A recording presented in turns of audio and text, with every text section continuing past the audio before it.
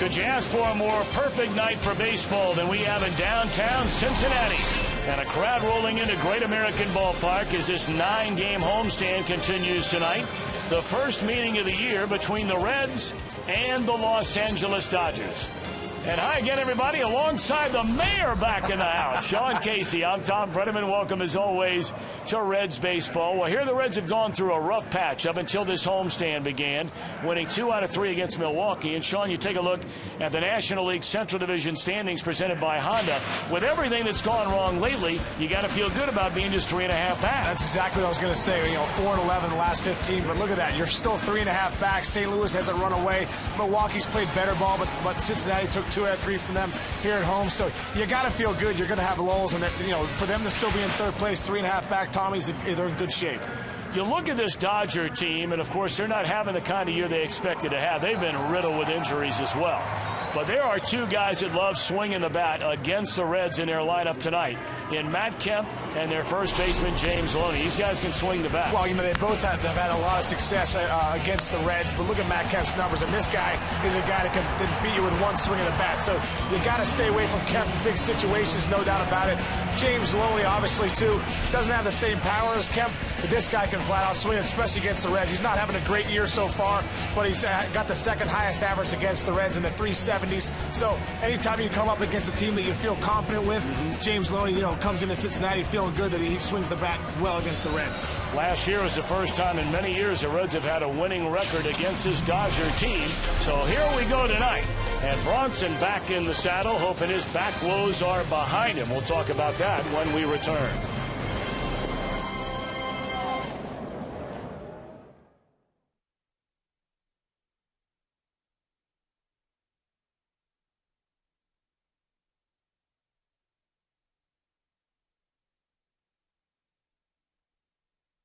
Free Agent Friday, plus they got fireworks, and the weather's going to be absolutely perfect.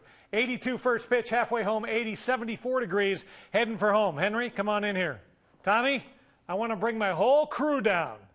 Hook me up, brother, hook me up. Give me a pitch right down the middle. Yeah! Have a good time. Fox Sports Ohio.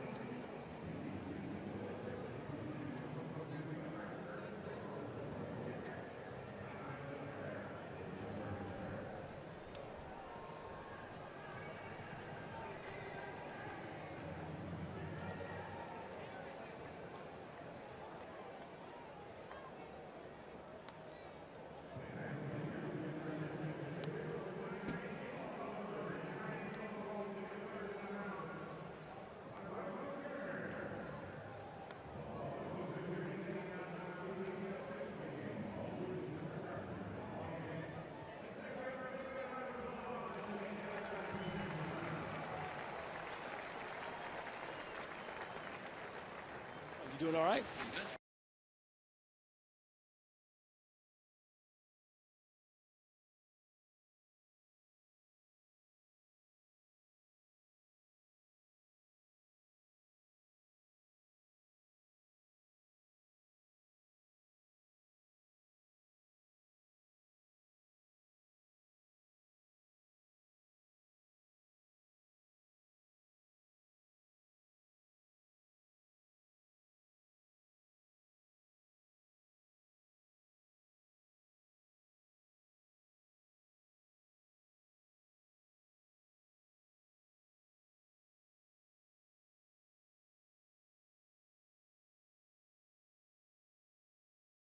Find an agent or get a quote at StateFarm.com. Buy your local Ford dealer Ford.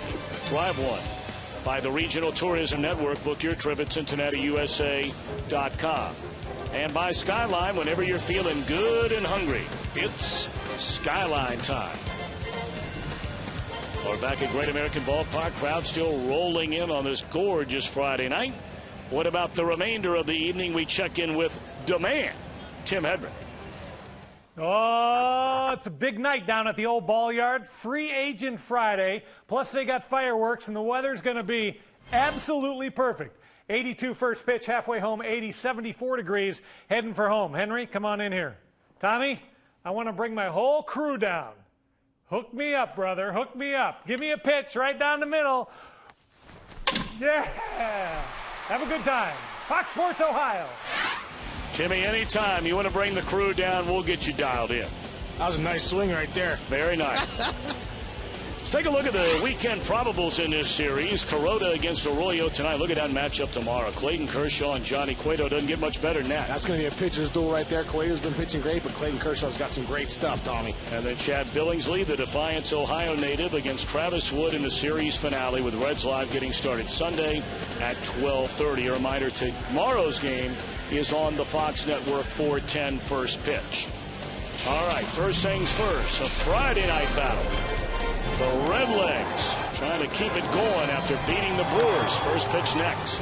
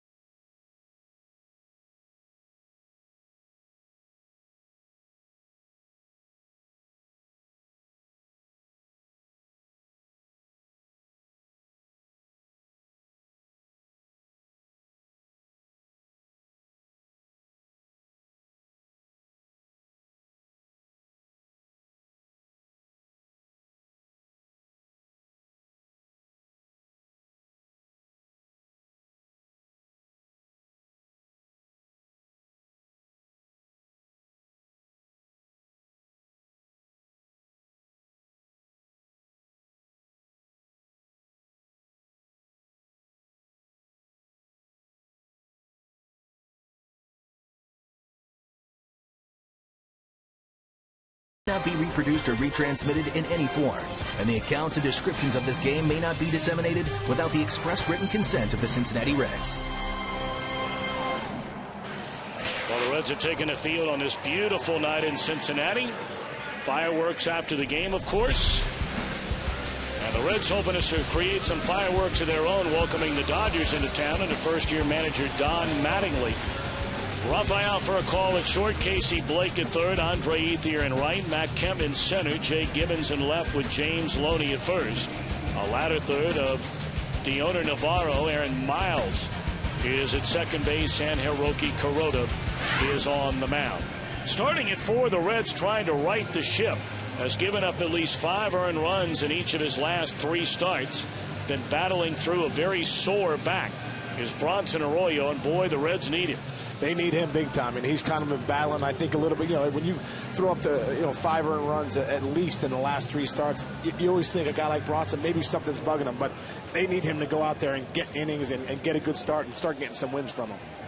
Of course, Arroyo 2 starts ago was roughed up in Philadelphia, flew back to Cincinnati to get an epidural in his back. Have you ever had one of those in your back? I've never had them, but I know a bunch of guys I play with would get them, and hopefully gives you a little bit of relief, gets a little bit of inflammation out of there. But when you're at the point you're getting an epidural, that's never a good thing. No.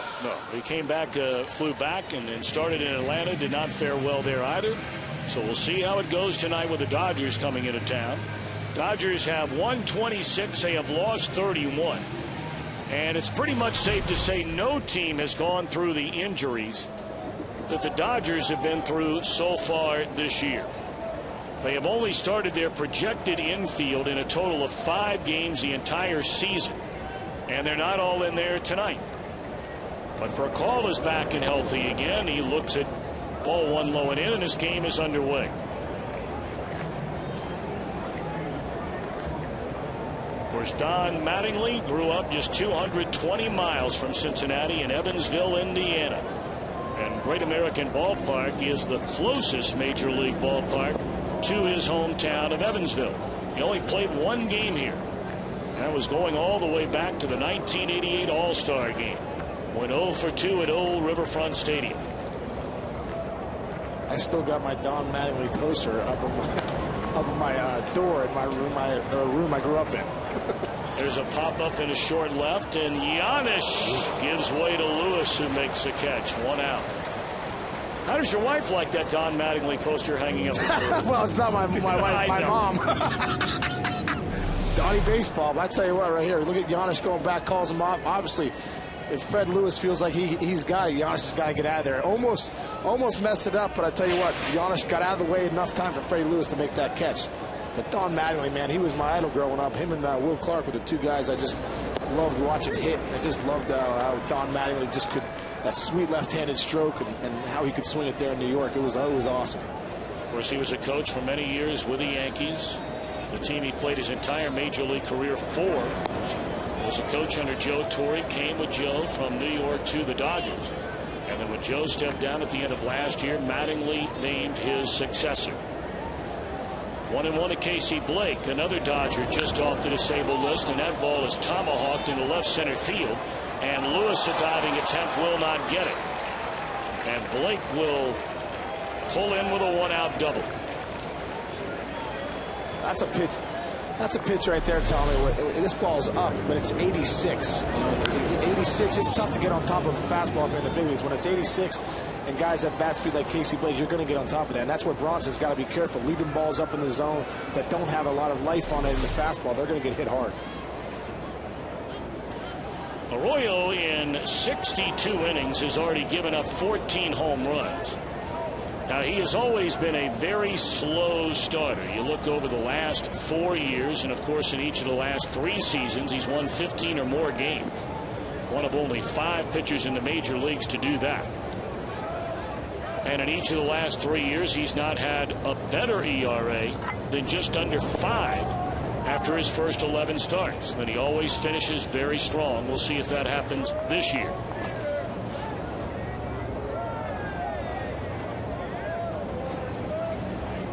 Andre Ethier started the year with a 30-game hitting streak in which he hit nearly 400, then went into a terrible tailspin. There's a one-hopper to Giannis. He'll look at third, play to first, and get the second out there.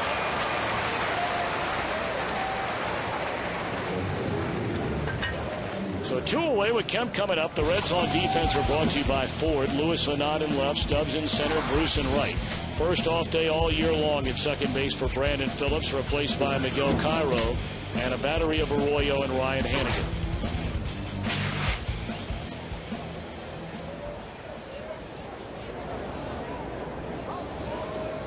So now the Reds have a very dangerous hitter in Kemp at the plate with 2 outs and a runner at third. You have on deck the struggling Jay Gibbons.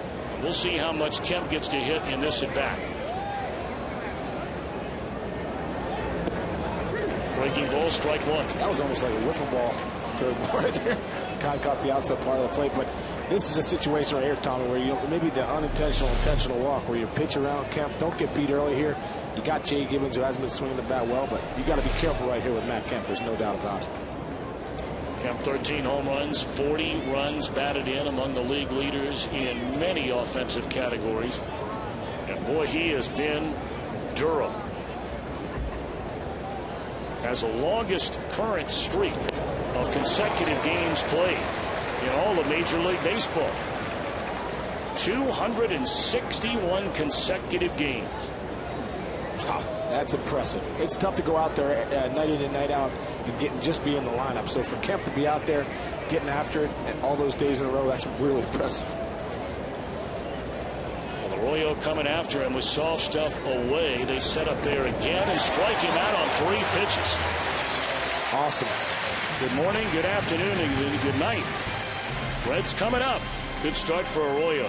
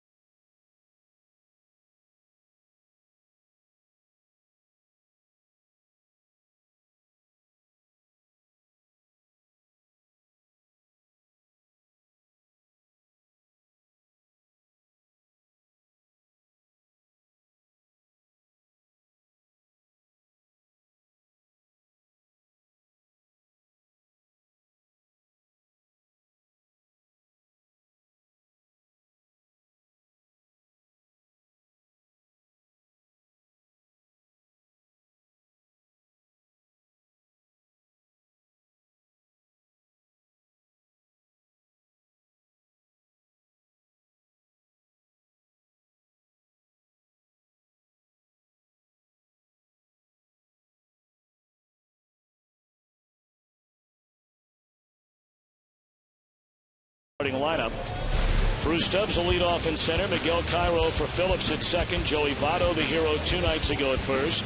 Jay Bruce just named the National League's Player of the Month in May. Will back clean up with Scott Rowland at third and Fred Lewis in left.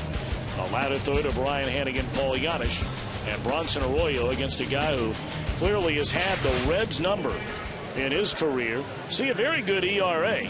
A 5-5 record for Hiroki Kuroda. He is undefeated against the Reds, a perfect 3-0.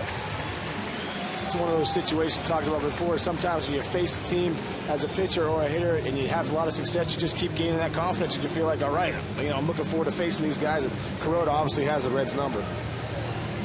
2 of the 3 wins for Kuroda came last year. You may remember it was a very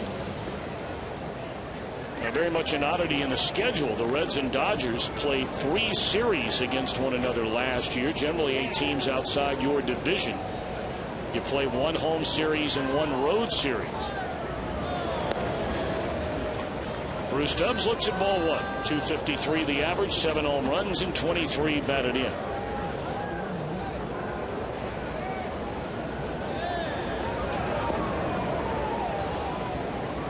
When you watch Kuroda hit, when you watch him pitch as a hitter, he's got the little windup, a couple hitches in his windup. You gotta just forget about that and focus on the ball. Wait till it pops out of his hand and pick it up. Right here, he's got the hitch. You gotta just try and pick up that baseball, not worry about his windup. It's interesting to note with all of the pitchers that have come over from Japan over the last decade, and of course no one made more of an immediate impact than the Dodger Hideo Nomo. There's a roller to the left side. Going to be a tough play for Cole with his strong arms. And Stubbs called out at first by Hunter Wendelstedt. Very close play. Boy, that is some kind of arm by Furcal. I was just going to say, the one guy that can make that play is Furcal with the cannon he has. But he comes in, charges the ball, keeps moving towards first base, and throws an absolute rocket over there to first. And ooh, that was close.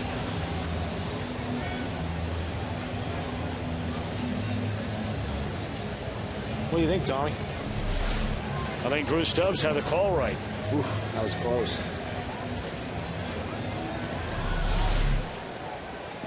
Here we got the Exmo. Performance Honda Exmo. Look at that. I think he might have beat it, although I didn't see the ball go in the glove.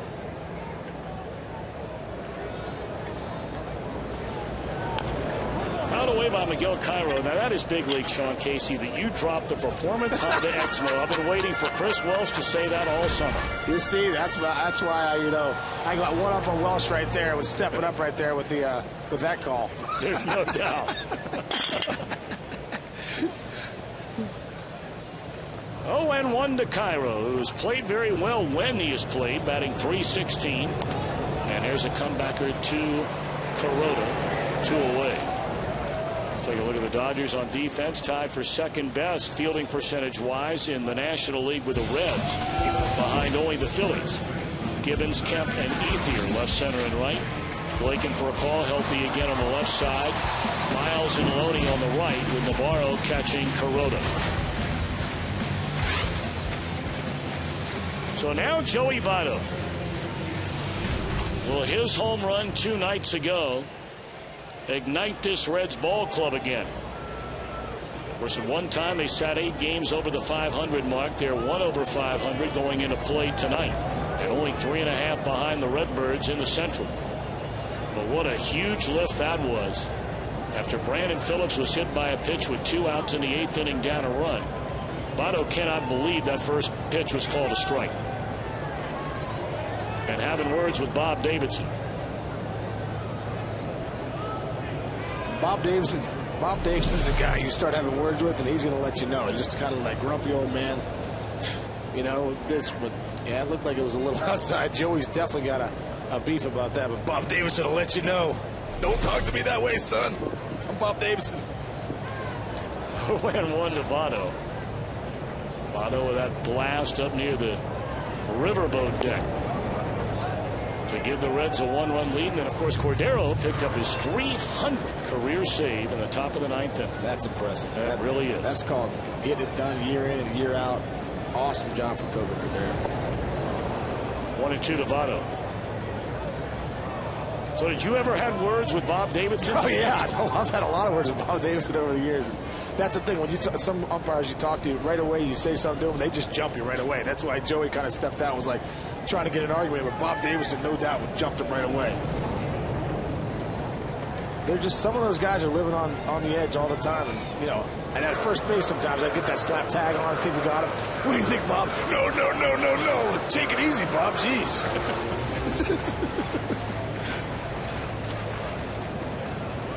But nobody would argue with the mayor, would they? Oh, no, I got in a couple arguments down there. Not many, though. I tried to be nice as I could. 2-2 to Votto. And it's a one-hopper at Miles. 1-2-3 inning for Kuroda. End of 1. No score. The Dodgers and the Reds in the series opener.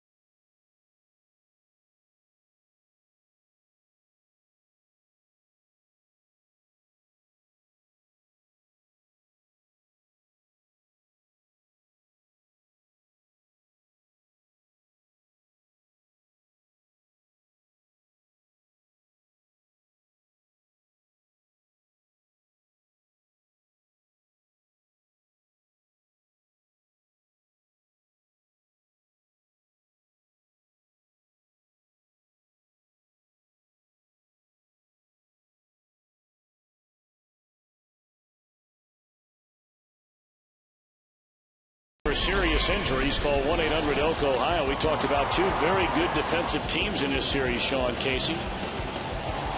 Both the Reds and the Dodgers obviously can go get it defensively, and that's how you win ball games in this league. Pitch it and catch it. The only team with a better fielding percentage, and that can be a very misleading number. We just saw the Philadelphia Phillies. They're a good defensive team, but I think if you watched them every day, they would certainly not be considered anywhere near the defensive team the Reds are. But the balls they get to, they don't boot. Line drive into center field, and that's a bail and whale base hit for Jay Gibbons, who missed almost this entire year with vision problems. That's always a problem if you have vision problems in this league. This is a pitch right here. Bronson gets it out over the plate again. Jay Gibbons has that kind of chop down like he's chopping wood swing, and just, you know, it does a nice job of lining that ball to center.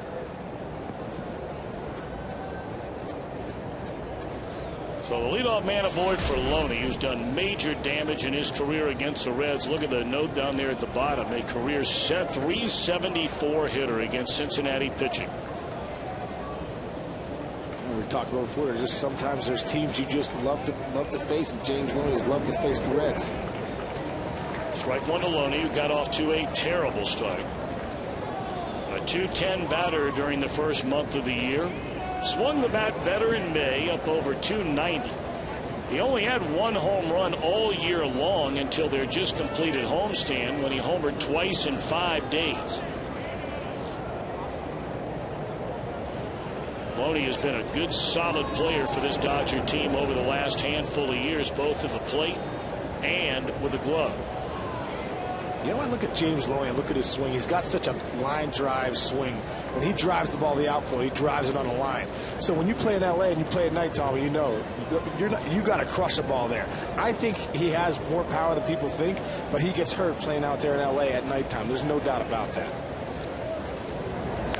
And really, when you take a step back and look at all the ballparks in the National League West, the home run ball has come way down even in Denver since they went to the humidor.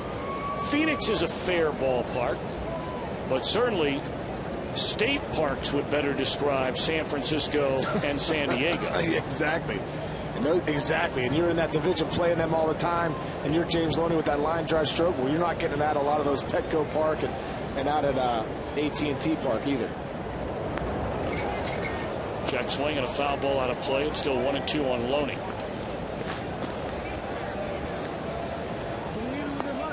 Sean Casey with us the next number of days. You'll be here tonight. You'll be here Sunday. You'll be here Monday and Tuesday. No, just Monday. Just Monday. Yep. Yeah, 3 days of work, and you got to blow out of 3 days of work, and you've had enough of me after 3, Tommy. Well, you've been a very busy man.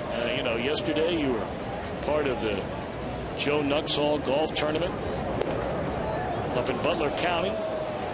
And then today you had a fundraising event where you're putting together the money to build a Miracle League field for handicapped kids in the Pittsburgh area. Yep. Kim Nuxhall, his wife Bonnie, and the Nuxhall Foundation, they're trying to do the same thing up in the Fairfield, Middletown area. Yep. You were over at the Green Diamond Gallery today. No, is that place nice? Bob Crotty was kind enough to give us his Green Diamond Gallery today. We had a little event to try and raise some money and for these Miracle League fields, which are obviously amazing awesome place. fields for these special needs kids. And we had a great time at the Green Diamond Gallery. Raised some money. Obviously we did yesterday too at Nuxie's golf event. And it's been a great couple days being back here in Cincinnati. I love coming back here. Well, everybody loves having you back. 3-2 pitch. Runner goes, and it's in the air down a left field line. And Lewis will get to it. And back to the bag in a hurry is Gibbons. One out here in the Dodgers' second inning. Kim Nuxhall, by the way, Joe's son, will be stopping by the booth here in the third inning tonight to talk a little bit about should you be able to help in the building of these 2 Miracle League fields. We'd love to have you help. And he'll give you more information on how you can do that. We already have one of those in Cincinnati. And they're looking to build one up in the neighboring county. You know, they're fields that should be everywhere, Tom. They really should. I mean, they should be. Miracle League fields should be all over the Cincinnati, Ohio area. There's starting to be a few out in the Pittsburgh area. They're just too great for the kids and too great. Obviously, all the kids with special needs. You get kids that volunteer and help with these kids, and the parents finally get a chance to watch these kids. It's just too great for all the communities not to have a bunch of Miracle League fields all over the place.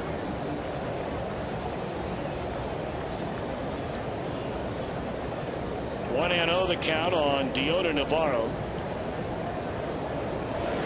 Some may be wondering, well, what's the difference between a regular playing field and a Miracle League field? We'll get into all that when Kim Nuxall comes up here, but it's an amazing thing to watch. If you've never seen the kids that get a chance to play on one of those fields, you truly will never forget.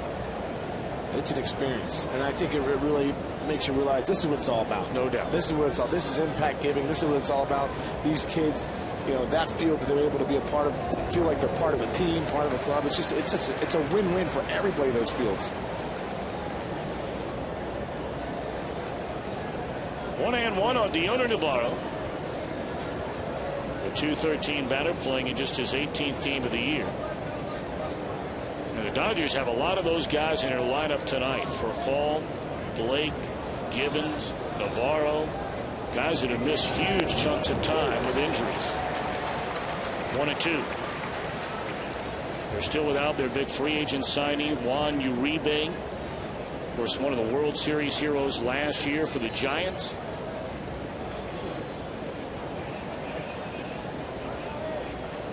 Their entire bullpen has been hit, and I mean nearly their entire pen has been hit with injuries, especially the guys they really count on at the end of the game, starting with their closer, Jonathan Broxton. And Padilla spent some time on the DL too. Hey, this game's tough enough when you're all healthy, when the guys you expect to be healthy are healthy, let alone when everyone gets hurt and your whole bullpen goes down, especially their back end.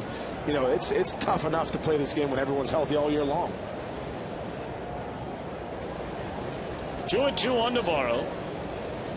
No score. We're in the top of the second inning. Dodgers have a runner at first with one out.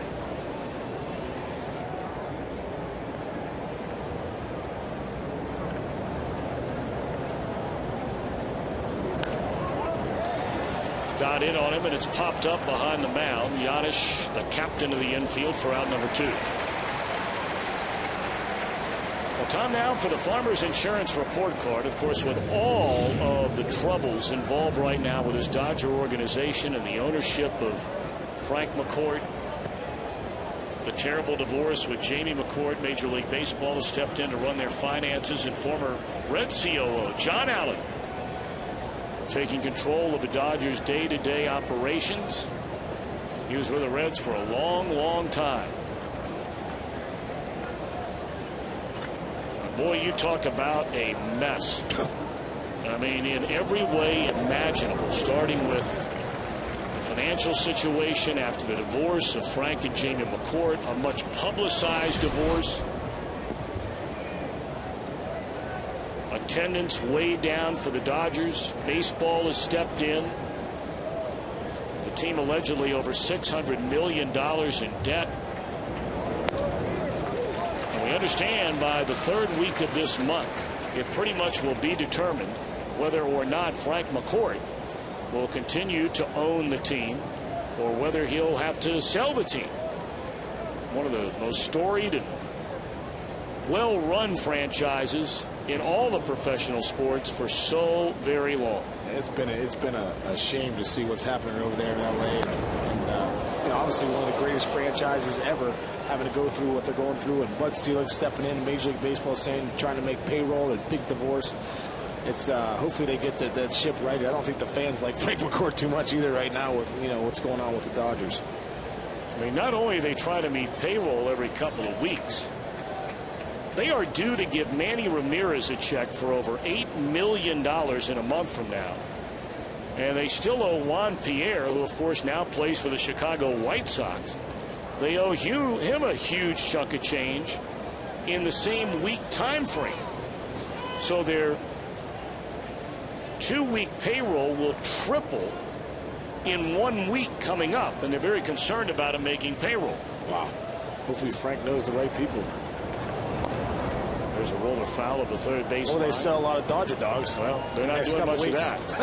Of course, everything's relative. I mean, here in Cincinnati, much has been made about the attendance, and while it is up compared to most teams from last year, still nowhere near where the Reds would like it to be, coming off a divisional championship season, and hoping that on weekends and now school getting ready to be out in most places, that those numbers will begin to pick up. 1-2. And Aaron Miles seems to do this to you all day long. Aaron Miles is one of those guys that just, you know, he gets on top of the plate and he'll just battle you. I mean, he's not going to hit for a lot of power. He's going to slap the ball around the field. But he's, you know, been in the big leagues a long time because this is what he does. He plays good defense and he's a tough out. Of course, the Reds last year brought Aaron Miles into spring training. They turned him loose. He wound up with the Cardinals and spent all of last season with them. Played in 79 games. Well, you can ask Joey Votto whether or not that's a strike. That looked like a better picture than one that was called on Votto. This one's close though. Ooh.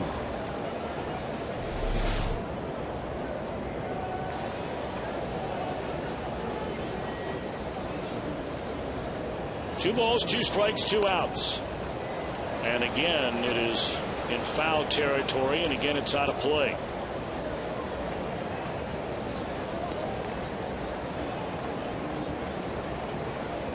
It's been a 9-pitch at bat so far. Arroyo against Aaron Miles.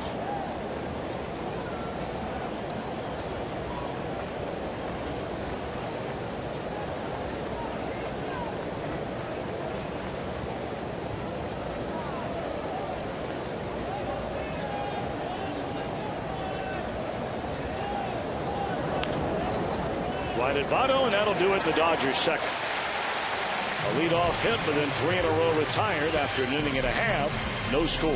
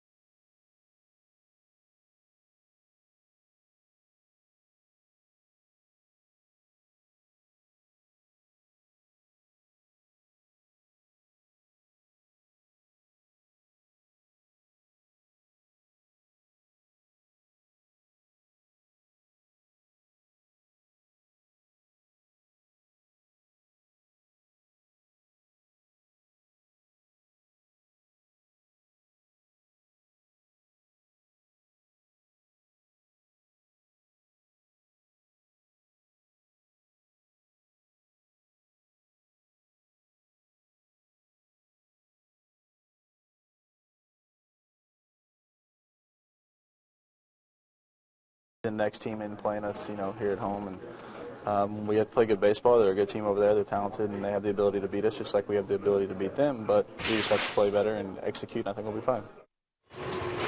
Our Geico Direct quote from a National League's Player of the Month in the month of May, Jay Bruce. What an amazing month he had.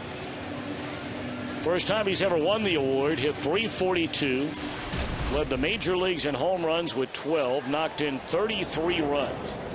Led the league in slugging percentage, runs scored, and 19 extra base hits. Of course, he got the Reds on the board the other night in the 7th inning, trailing 3-0 in a 2-run home run off Sean Markham. And that's the way he started the month of June. I mean, it has been impressive the way Jay Bruce has been swinging the bat. Short to the ball, even taking that, you know, middle of the way pitch, pulling it for home runs. You know, he's one of those guys. I mean, look at that month right there. 342, 12 homers, and 33 ribbies. And that is a great season for some people out there. Hiroki Kuroda had a 1-2-3 first inning.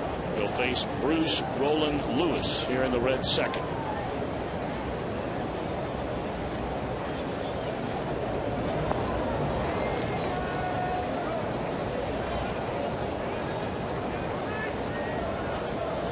You were the guy who said way back in April when Jay Bruce was struggling that he was going to start lighting it up. You watch Jay Bruce over the years. He gets hot. He gets that, just like that. Look at that right there. Nice piece right there, out over the plate. Rockets one to left field. That's when you know you're locked in. That was a tough pitch. Kind of came back over the plate. And you don't see Jay Bruce hit a ton of line drives the other way like this, but he gets a pitch right here. That ball is bailing, is coming in right at his hip. Kind of a front door sinker, but he stays on it the whole time. Waits for it to get that sink on it and lines it to left field. Nice job right there by Jay. But listen, Jay's one of those guys that gets hot, gets in that slot. When his bat gets in that slot, Tommy, I mean, that's when he hits for that power. I mean, look at his career. He gets very streaky with those home runs and hits them in bunches. Well, now Scott Rowland, who's not homered since the first week of the season. Of course, he has a trip on the disabled list in there. He looks at ball one. If Bruce starts getting base hits like that, I mean, liners into left field, look out. That is, if he can do that and control the whole field, how do you pitch to him? If you're a pitcher on the mound, you say, how do we pitch this guy? He could hit rockets to left, home runs to right all over the place, and he's got a lot of power to left center. I don't think he's even found that stroke yet, but he has that too. So, yeah, you're right, Tommy. If he can start hitting line drives to left, how do you pitch to this guy? Jay, 4 steals in 5 attempts. 1-1 to Rowland.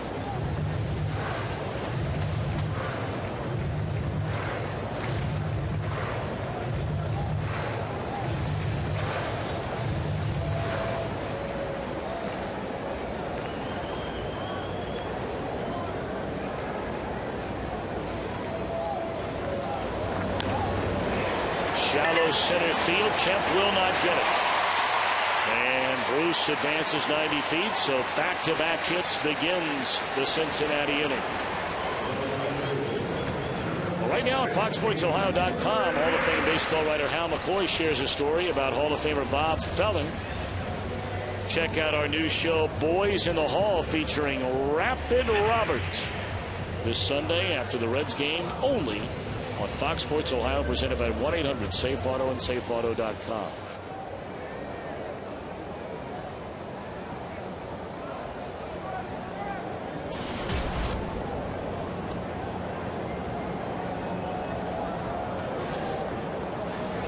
Well, now Freddie Lewis.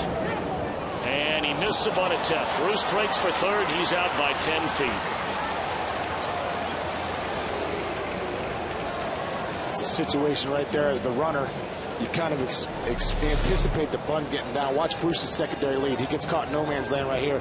Thinks that Freddie's going to get the bunt down. Doesn't get it. Bruce takes off running and just gets caught. As a base runner right there, you really just got to make sure that bunt's down before you take off running. So Jay Bruce right there got caught a little bit thinking that Freddie was going to get it down, and he did.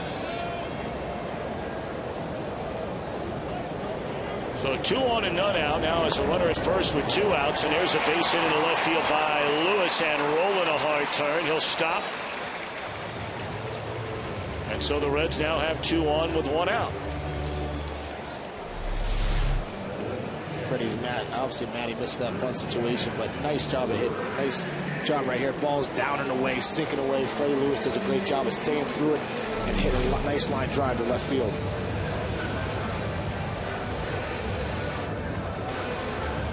Well, now the first scoring threat of the night for Cincinnati. Ryan Hannigan coming up. A .243 batter, a couple of home runs and 12 runs batted in.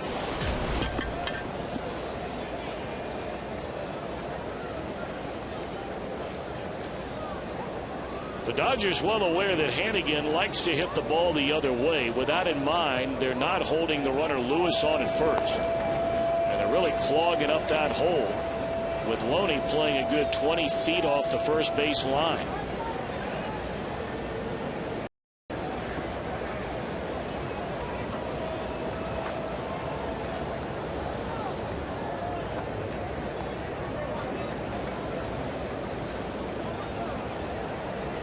Rowland and Lewis aboard. The 1-0 to Hannigan is taken outside. 2 balls and no strikes.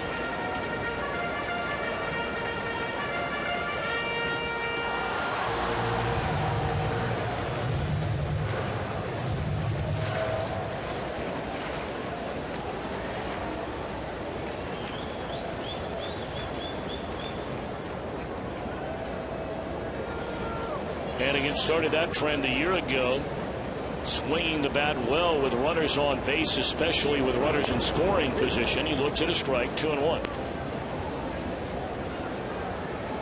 That's a big key. When you get runners on base, you got to get into good hitters counts. You see Haney get into a 2-0 count here, but give yourself the best shot at driving these guys in. When you get into those good counts, have a chance to get that fastball out over the plate. 2-1 on Hannigan. Kuroda looked back, and now the pitch. Ooh, he started and took it. Looked like he hurt his hand there. I was just going to say, it looks like he was with his wrist or something. His backhand looks like he checks his swing here. There's something definitely bugging at that backhand, there's no doubt.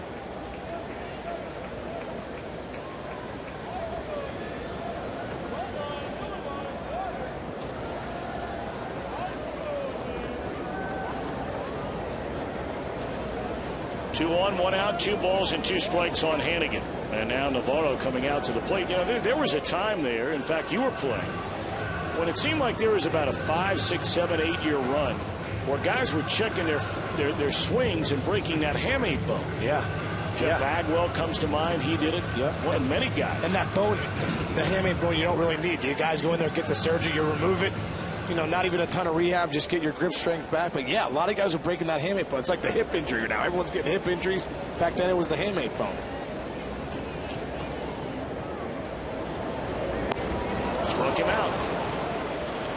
So that's the first batter Kuroda has retired in the inning, but they are 2 away after Bruce was thrown out on the base path. We look at this at bat. Kuroda goes sinker away, and then gets Hannigan looking out there and drops a slider on him. It's just a nice sequence right there by Kuroda as a hitter.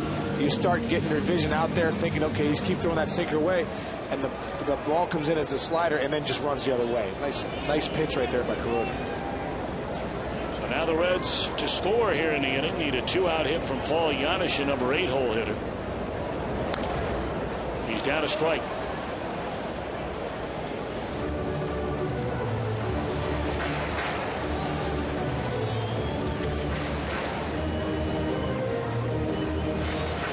Janisch starting to show some signs of coming around a little bit. He has 4 hits in his last 9 trips to the plate, and 5 of his last 17 overall.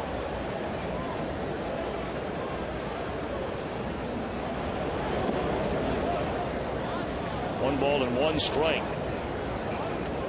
Of course, that shortstop position for the Reds has generated very little offense so far this year. But there's still virtually 4 full months left in this season. That can get turned around. Paul came out the gate swinging the bat pretty well. You know, a scuffle here late, but he was really swinging good early on.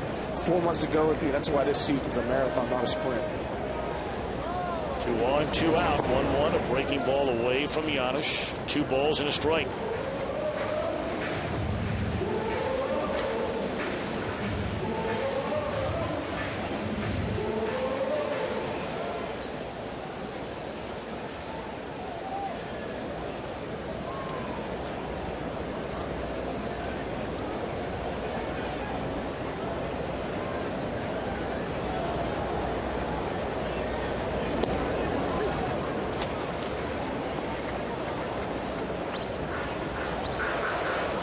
He's had that pitch working right there, Tommy. Outside sinker, starts it off the plate, rides it outside. It's tough sometimes to pull the trigger on that one. Somebody either yelling at Bob Davidson from the Reds dugout, he took off his mask and told him to zip it up, or he's telling the ball boy that he needs some more baseball. One of the two is a pretty safe bet. I'm saying he's yelling at somebody. I think you're right. 2-2 now to Janisch. 2 on, 2 out. And there's ball 3. All right, Sean, if you're a batter, you know the pitcher's up next. But let's face it, Janisch is batting in the 8 hole. He's hitting the 220s. If you're him right now, what are you looking for right now? I mean, in the sequence of this at bat, any particular pitch? I'm looking for a fastball on that sinker. I'm looking for a sinker right here, something hard, because he still wants to pitch to me. doesn't matter. Bronson on deck. Giannis is still struggling. He's going to try and give him something hard out over the plate. Nope, soft. And he misses ball 4, and that'll load the bases for the pitcher, Bronson Arroyo, who is no easy out. That's a situation right there, too. You got Giannis, the 8-hole hitter, comes up struggling lately. You know, you have a chance to get him and then have Bronson lead the next inning off, and that, you know, maybe that's an out for you for the next inning. So, you know, and Bronson could swing the bat a little bit. It's not like this is a give me out either. So, you know, Kuroda, if he had it his way, would have liked to try and get Giannis right there and not walk him. Arroyo 4 out of 19, a pair of doubles with 1 run batted in. Reds have them loaded. They have 3 hits and a walk in this inning, and still looking for their first run. Ball 1 away.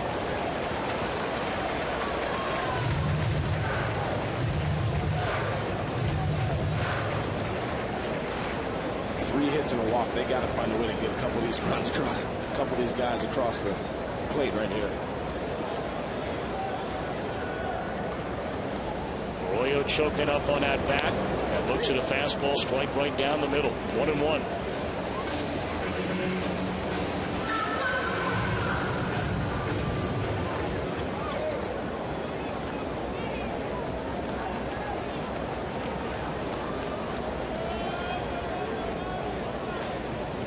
Roland, Lewis, and Giannis aboard, and it's bunted foul.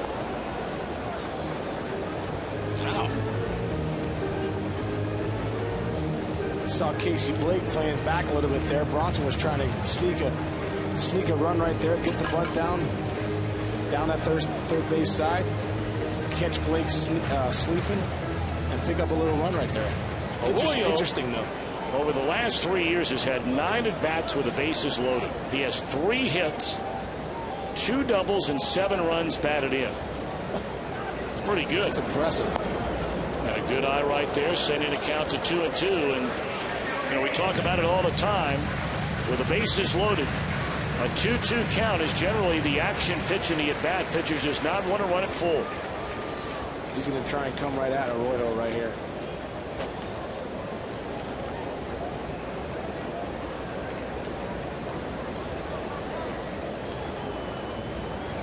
Two and 2 on Bronson Arroyo, and roll it ashore. This ought to do it, and it will. Reds get 3 hits, a walk, leave them loaded. We're still scoreless after 2.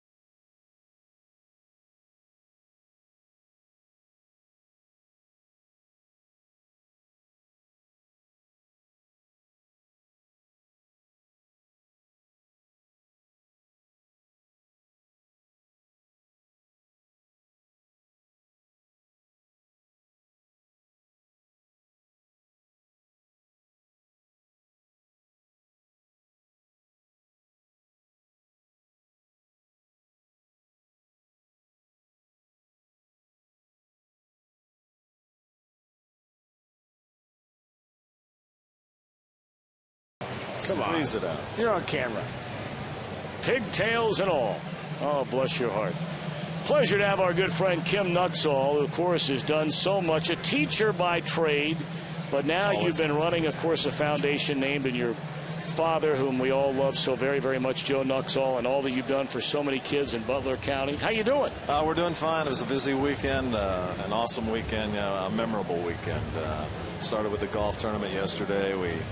We met our match. We always like to raise about $28,000 to provide the scholarships for the following year, and followed up with just an awesome event at Green Diamond today for our Miracle League. We met the young lady yesterday who came over, was actually your first scholarship recipient yesterday, came over and took the picture. How old would she be now? How many years ago was that, Kim? Gosh, that was back in 1989. She was telling the story. The athletic director came and got her out of class. Right. She had no idea. Surprised. Dad was behind the door.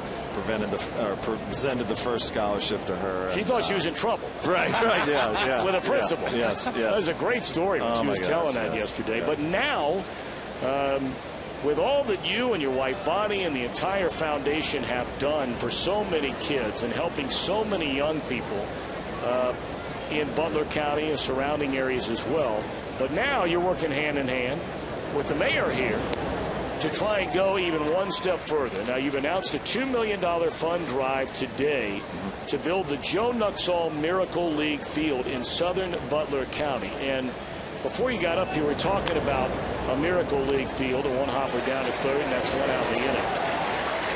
Until you see a Miracle League field, I mean, you talk about being moved. Obviously, you've been moved, and now want to try to put this together here in Butler County, in Shawn, and in Pittsburgh.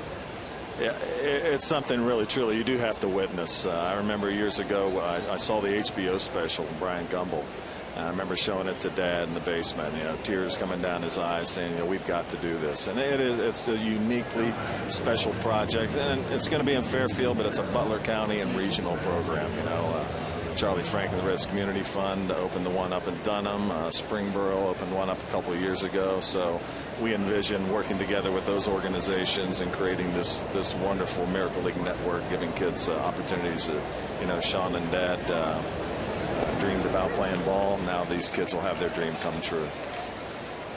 Talk about the primary difference, just from a straight expense standpoint, between going out and putting together so many of the fields that the Reds Community Fund has done a marvelous job all over Reds country to give kids nice playing fields, a place where they can go and play baseball and or softball.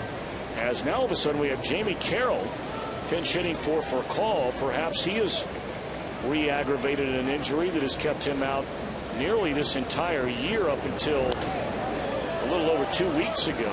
When we hear anything, if we hear anything, we'll let you know. But where is the difference in the expense? Because it's a huge difference. Oh, it is. The field itself will actually be asphalted first, and then the rubber is actually poured.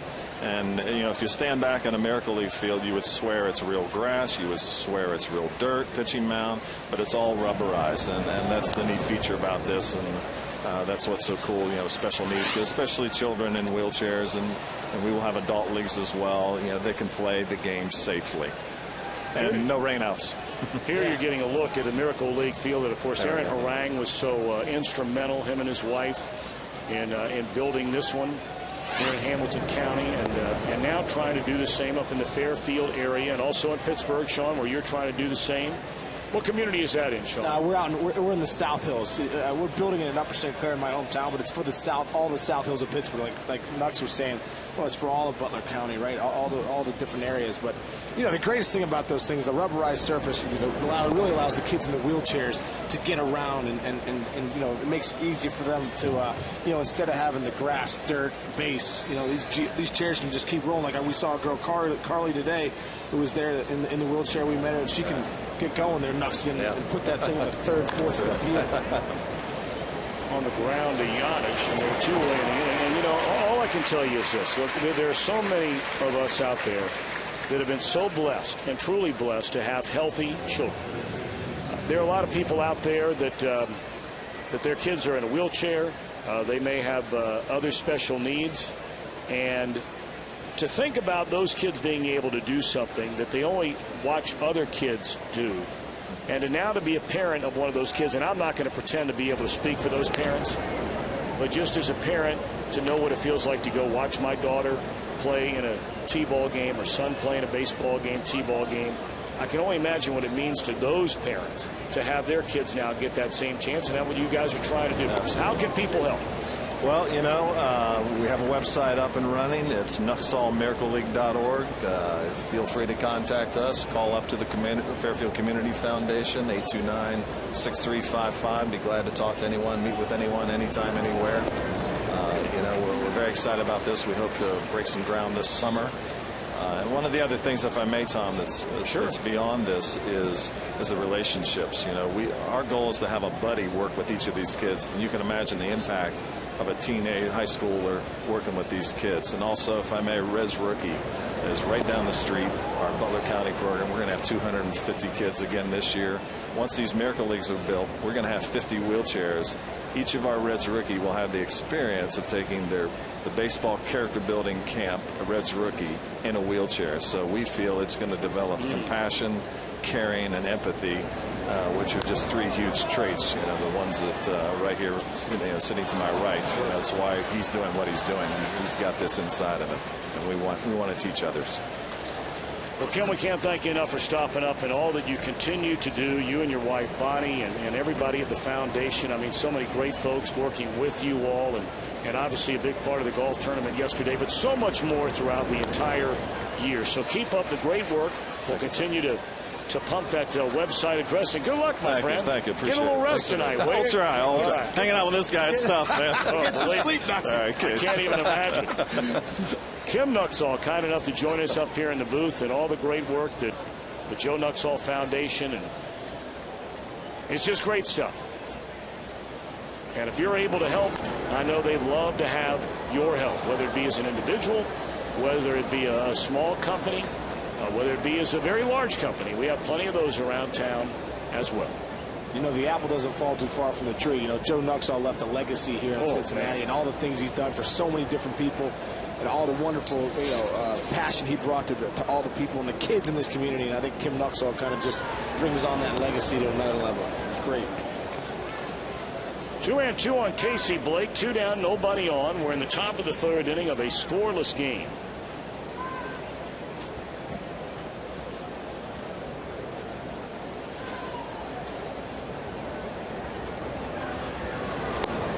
That's just off the outside corner. Arroyo wanted the call, did not get it. The fun drive kicked off today, as we mentioned, at the Green Diamond Gallery on Montgomery Road, and raised over $181,000 alone today.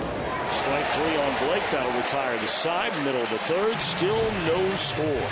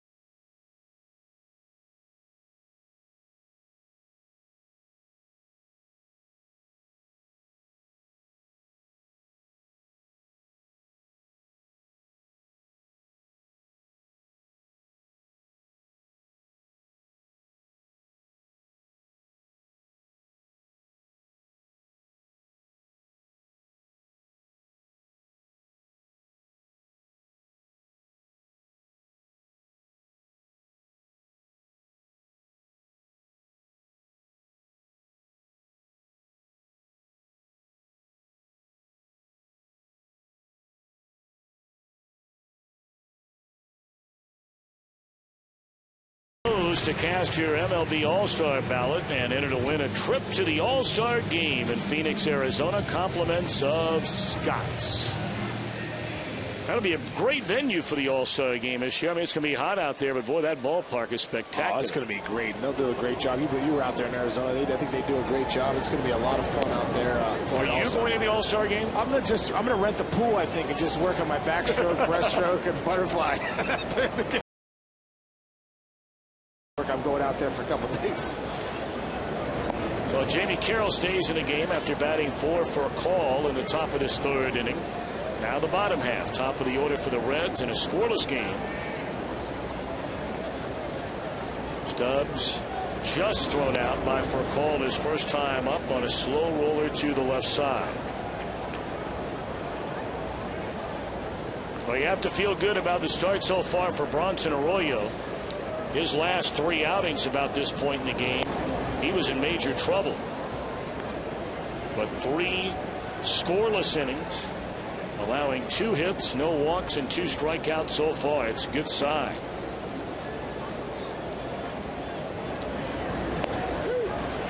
Stubbs gone on strikes.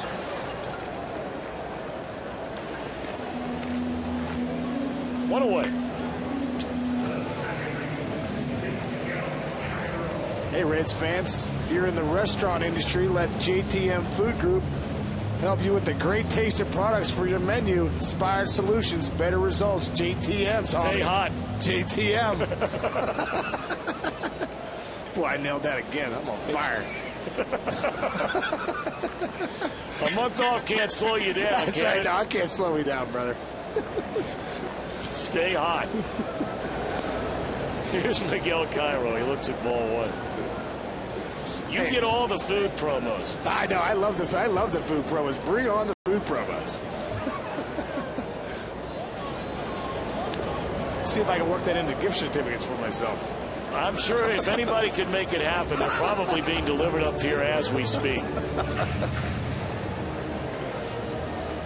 I mean, you were the guy who the last time he came into town, he came driving in from Pittsburgh. You had to pull over and stop and grab a little chili on the way down. Said you knocked it back in about 2.5 minutes.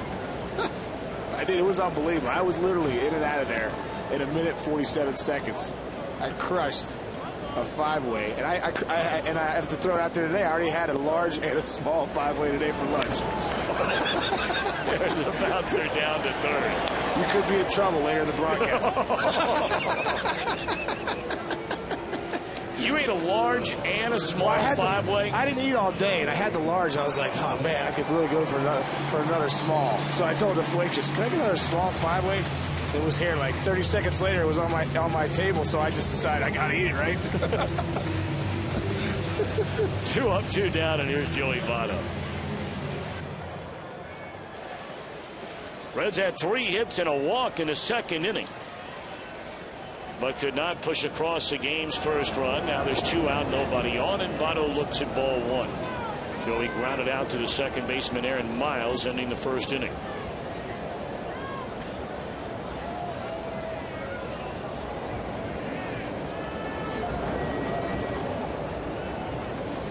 Watch Kuroda pitch tonight. You look at Bronson too. They've both done a great job of using both sides of the plate. Bronson more on the off-speed stuff, breaking balls. Kuroda using that sinker in and away. They've both done a nice job staying down.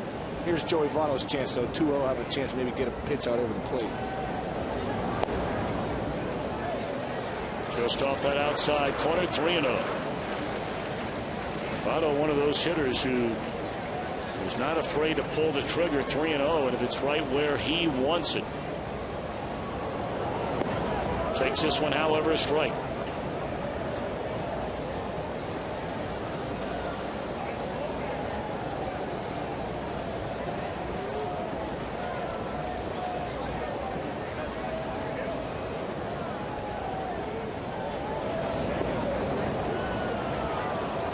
Took 3-0, took 3-1. Yeah, also not afraid to take a walk right here. 49 walks, leads the NL. You pull the trigger 3-0 and also just get on base. Of course, you got the red-hot Jay Bruce hitting right behind him. Now the payoff pitch from Kuroda. Fouled out of play. Kuroda's been living on that corner and living late. His sinker, you watch the Reds hitters, they haven't been able to make great decisions because he's got that late sinker happening. So, I mean, Kuroda's done a great job, like I said, up to this point of controlling both sides of that plate with that sinker.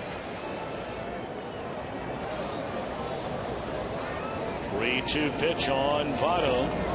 And it's laced into right center field. That'll fall in a hit. You know, we talk about all the walks, and you saw 49 of them for Votto. He has 84 at-bats this season that have gone to a 3-ball count. He's impressive. I mean, just his vision for where he wants to pitch. That's why he's so good. He sees the ball so late, but got a ton of sinkers in that at bat. And then 3-2, he gets a slider down and away, and is able to stay through it, stay on it, see it deep, and hit a line drive to right field. I mean, just a nice sequence of Joey Votto really seeing the pitches he wants to, and finally got a pitch he could hit. Well, now Jay Bruce, he singled into left field his first time up. And then drifted a little too far off the bag with runners at first and second and nobody out in the second inning. Fred Lewis squared around a bunt, and Bruce, anticipating contact, got hung out in no man's land and was thrown out at third base.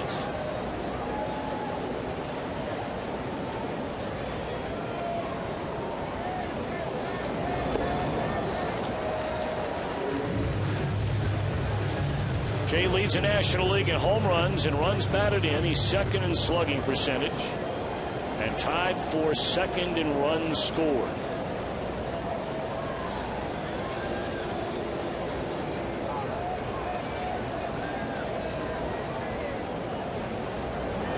Votto running, pitch taken, throw to second is jarred loose.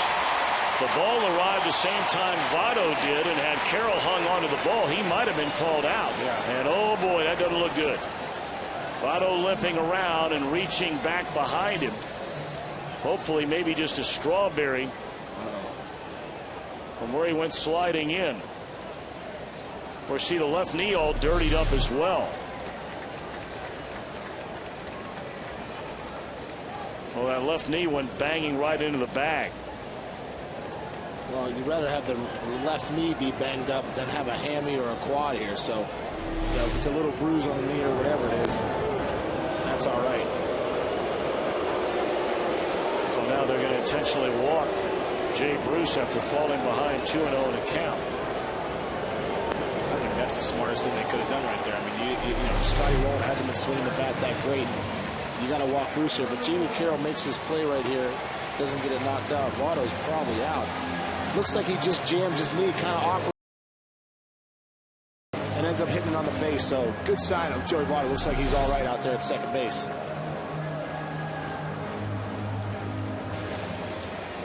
All right, now first and second, 2 out. Here's Rowland. He singled into center field his first time up.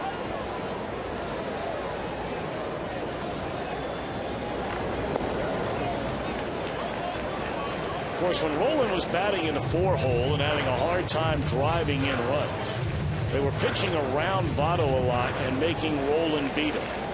And now with Bruce so hot and Bruce batting in the 4-hole, teams are going to start doing this more frequently until Rowland makes them think twice about it. Good breaking ball in there to even the count. That's a great problem. It's a great sign for the Reds, though. You get that big 3-4 hitters. You get the line moving more. You get all the way to Rowland instead of Rowland struggling in the 4-hole. Now, if he's in the 5-hole, you've gone through Votto and Bruce. Now you got guys on base and really sets up a different at-bat for Scott Rowland. 2 on, 2 out. 1 ball, 1 strike on Rowland, and Kuroda to the plate. Fouled away.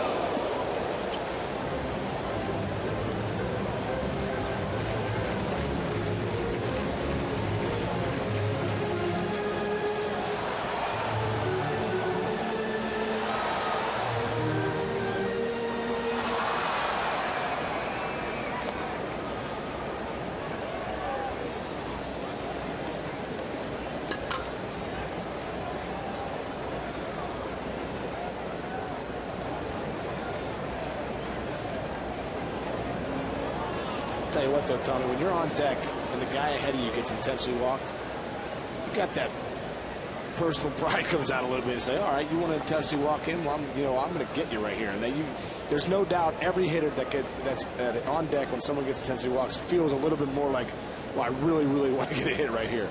Scotty's feeling that right now.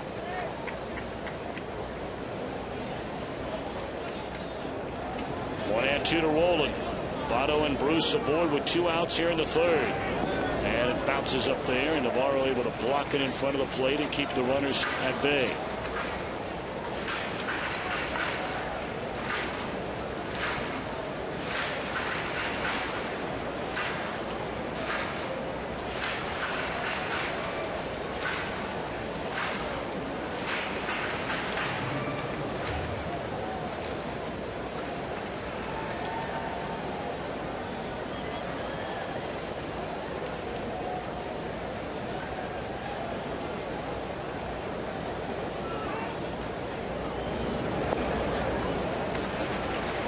Full count.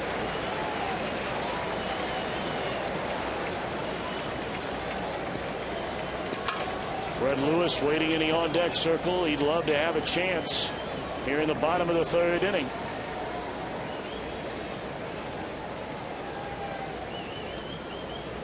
Runners will go on this 3-2 delivery to Roland, and here it is. Hammered down the left field line. Is it fair? No.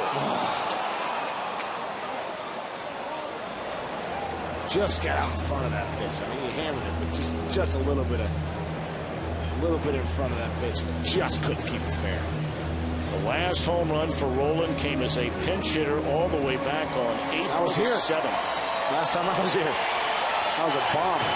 Had the day off, snuck in there, got a pinch hit.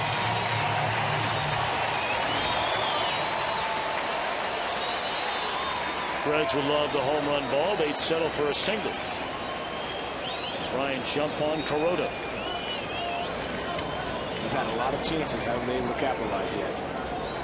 Runners will start again on another 3-2 delivery, and it's a roller by the mound. They'll play to first, and the inning is over. So the Reds left 3 in the 2nd, 2 in the 3rd. Still scoreless at the end of 3.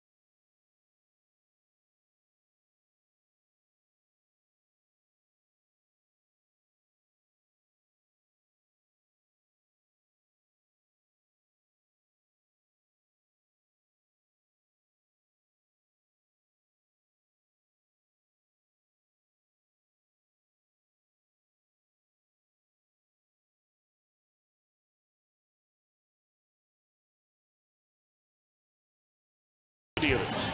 By Geico, 15 minutes can save you 15% or more on car insurance. Visit geico.com.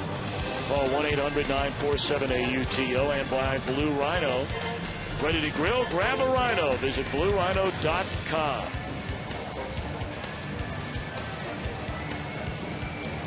Hey! The mayor. Oh, man, thank you. That's a great sign right there. Is that Mark Mallory or is that Sean Casey? I don't know. Hopefully it's me. Might be Mark Mallory. It is you. Believe Believe me. See, that's awesome. Still got a sign. I'm looking for a jersey. I think they're all gone. Oh, no, I saw somebody up there. Did you? Number 21 cruising around. Part of the order coming up for the Dodgers here in a scoreless game. Andre Ethier, Matt Kemp, and Jay Gibbons.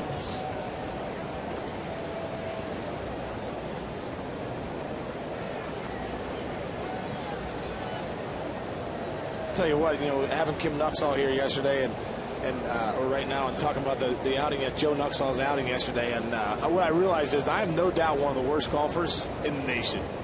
And the guys I played with yesterday, Matt, Joe, Tony, and Jeff, they were like pros. And so I get out there, and I think they used one shot on the fourth hole. I put it in a 2-foot putt. And the only reason they used it because I went first. But these guys were legit. They were legit. Tina driving the cart. It was a great day yesterday out there. 1-1 to count, and it's lined off the glove of Cairo and dribbles into right field, a hit by Ethier. So I'm assuming your group didn't fare very well in the overall score. No, we almost won it. Really? This is like the group that's won it 8 out of the last 9 years, too. And as soon as I joined them, they lost. But it was a scramble, so thank goodness. And I think we were minus 14 and minus 15 won it. But they didn't use any of my shots. Let's go back and look at how Bronson pitched Kemp that first time up. Tommy, we were talking about breaking ball away on the outside corner. Another breaking ball outside. Says, I'm going to try it again, see if he can hit it. Another breaking ball. So interesting sequence he had to Kemp right there. Obviously, having faced him before, maybe he thought we'll just go soft away, soft away, soft away, and he hit his spots every time. Then he comes back hard in first pitch. Well, it's called ball one. Dodgers with leadoff man of Boyd to start this fourth inning. Reds had scoring chances each of the last 2 innings and left 5 men on base.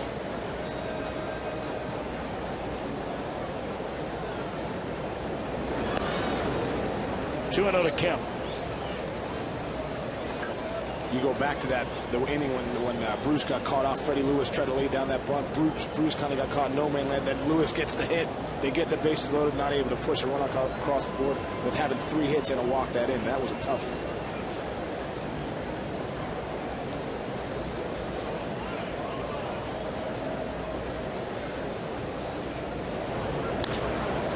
Kemp ready for a 2-0 fastball. He got it and shoots it into center field. So now all of a sudden the Dodgers making some noise with 2 on and nobody out.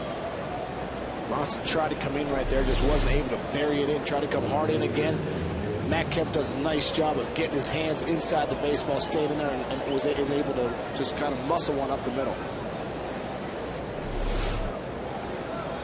The Dodgers have been in an offensive funk nearly the entire year. They thought they had broken out of it.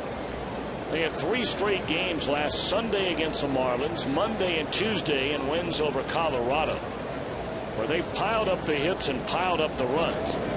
But then Ubaldo Jimenez shut them out on Wednesday before they jumped on the plane yesterday to fly to Cincinnati. And they're being shut out so far here tonight, though trying to change that with 2 on and nobody out.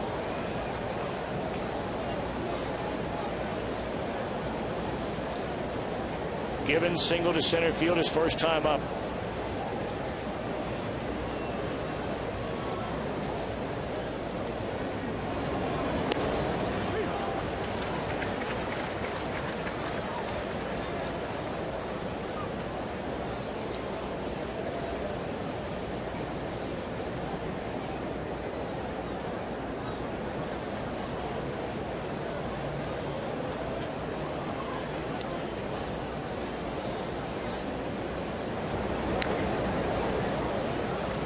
Funny looking swing there. Really has that front foot moving towards the first base bag more than directly right at the pitcher. Looks like he steps in the bucket right here. Yeah, really gets it out towards first base. Bronson trying to get that front door sinker, bring it back over the plate like he did the pitch before on the 1-0 pitch. And Jay Gibbons just got caught in between, and the ball kind of just backed up on him at the end there. Now Arroyo ahead of Gibbons at 1 ball and 2 strikes, 2 on and nobody out. And another swing and a foul ball, this time straight back.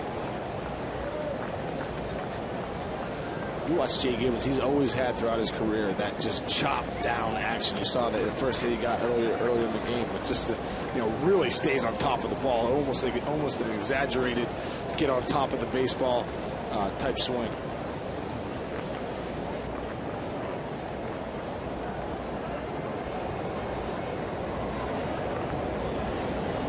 Check of the runners, 1-2. And popped up. Handing it over near the screen, runs out of room. Oh, that guy tried to catch the ball, and then it hit a girl in front of him in the head. She's all right down there. Got her in the back of the shoulder. I mean, let's go. You got to get your body involved there and just trap it against your chest or something. That young lady's all right. She's okay. She won't be dating him anymore. Oh, she's giving him the ball. That's really nice of you, buddy. How about catching it? He didn't really just keep that ball, did he? I think he did. Look at him. I mean, I think she said, "Can I have the ball?" He's like, "No, you cannot have this ball." And the mom's like, "Catch the ball, buddy, one time." She's going through the play-by-play. It caught her right in the neck. Now he knows he's getting buried on the tube. Let's go, brother. We are burying you on TV. Make the play. Give her the ball. Right, Tom? You better believe it. 1-2 on Gibbons. Uh-oh. No, too far away from him this time. Nice play by a fella down there in the stands. All right, now let's see if somebody is actually trying on him. Well, wait a minute. He's getting another call. Yeah, give her the ball. Oh. Call waiting. He knows he's on TV. Come on, young man. Let's go, brother. Somebody get him a text. 1-2 on Gibbons. And a fastball up and away.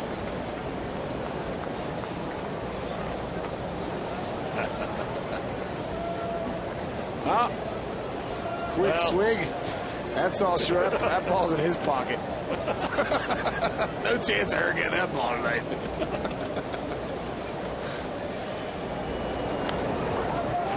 Man, is Bronson been just trying to climb the ladder on Jay Gibbons. I mean, every pitch has really been up at the letters. Every pitch has been up there, and Jay Gibbons has been, biting at it, trying to take that chop down swing up high. Bronson's been living up there on him.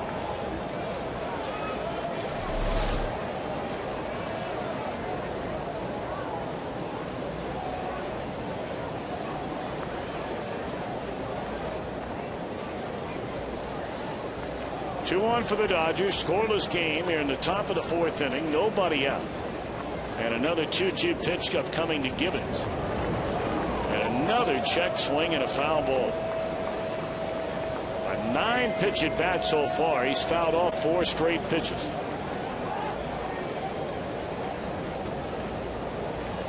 Bronson up to 70 pitches here in the fourth. You've seen Miles. You've seen a lot of guys have some pretty long at bats against them. Sometimes you just try and get that starter out there and have good at bats. But the Dodgers tonight have had some long quality at bats against Bronson.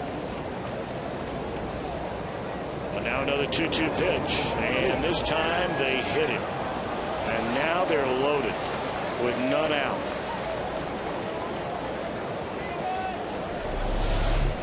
Tried to ride the ladder again, climbing up again, and this ball just kind of keeps cutting in, and catches Jay Gibbons right there on the hand.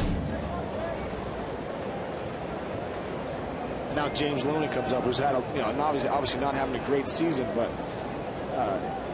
historically has really swung the bat well against the Reds, coming in tonight, 374 career average against the Reds.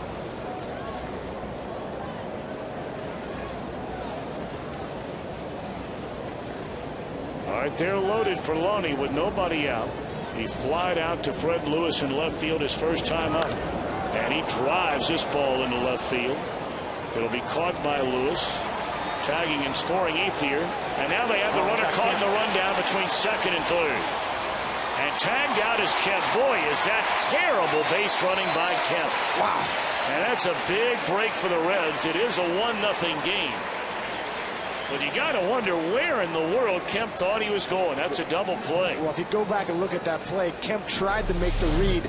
So watch this.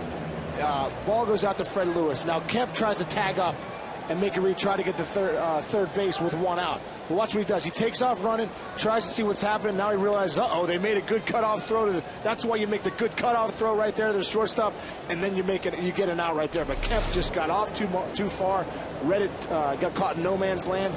But that's why, as an outfielder, you're taught hit the cutoff man and make sure you just do the basics right. He knows it, though. Matt Kemp's in the dugout. He knows that, you know, he got off too far. Still in scoring position with 1 out. There's no excuse to get caught right there. So a runner at first here now, 2 men out in the inning. Dodgers with a 1-0 lead. Leona Navarro, the batter, behind a strike.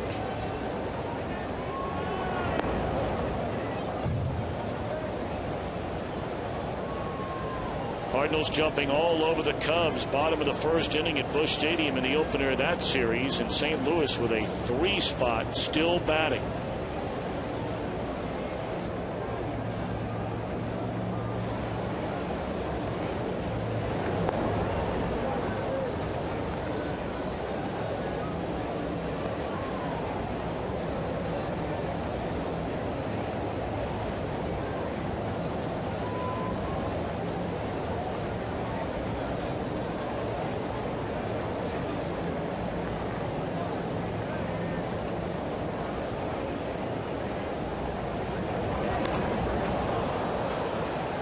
Two and two.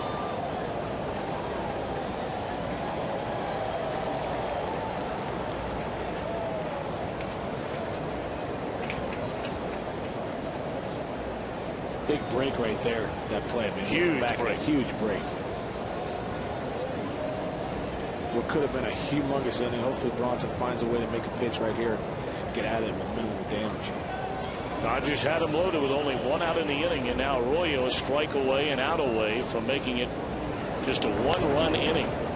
And another extended at bat for another Dodger. It's really where we've seen the difference with Arroyo. And we know he began the year with mononucleosis. That's been well documented. But here, while his back has been bothering him, and if you weren't with us earlier, after the start 2 outings ago in Philadelphia, he flew back to Cincinnati, got an epidural in his back. Then went to Atlanta, pitched again, did not pitch well. But there's about 3, 4, 5 miles an hour difference off of his fastball from where we normally see. He's not a power guy, never has been.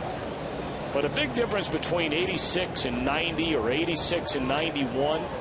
And then, of course, then the variation between that fastball and the off-speed stuff.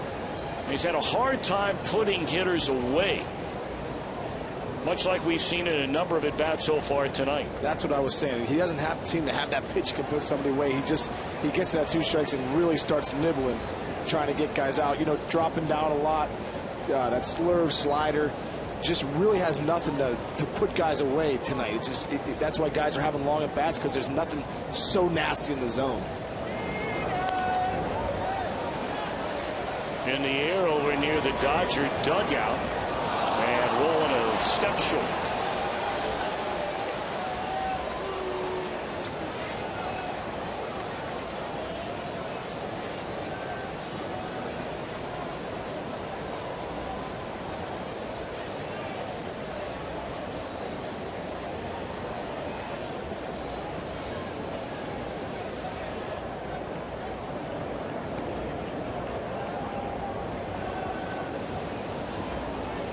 '79th pitch of the game for Bronson Arroyo, and we have 2 outs here in the 4th inning.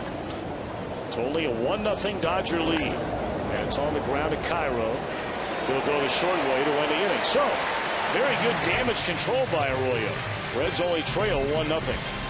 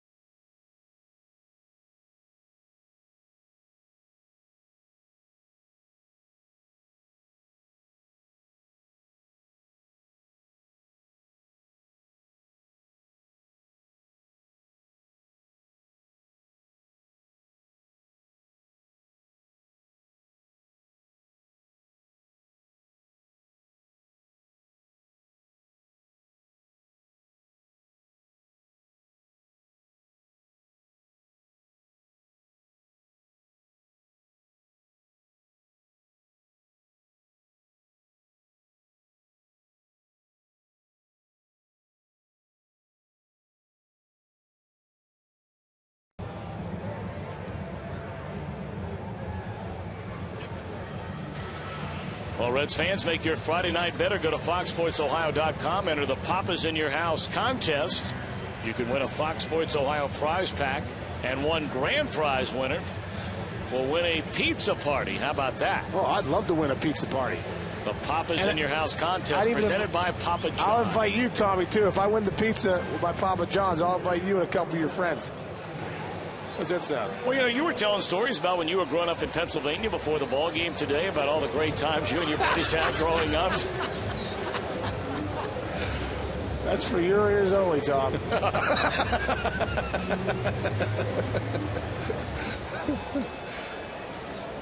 All right, Reds trailing 1-0 as they come to bat against Hiroki Kuroda. Here in the bottom of the 4th inning, Fred Lewis singled his first time up.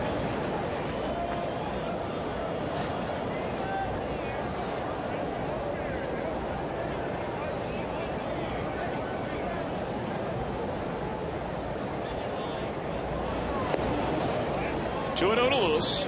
He'll be followed by Ryan Hannigan and then Paul Yanish. Reds had scoring chances in the 2nd inning. They had 3 hits and a walk, but were unable to score. And then in the 3rd, 2 on and 2 out. And Rolen grounded out to end that inning.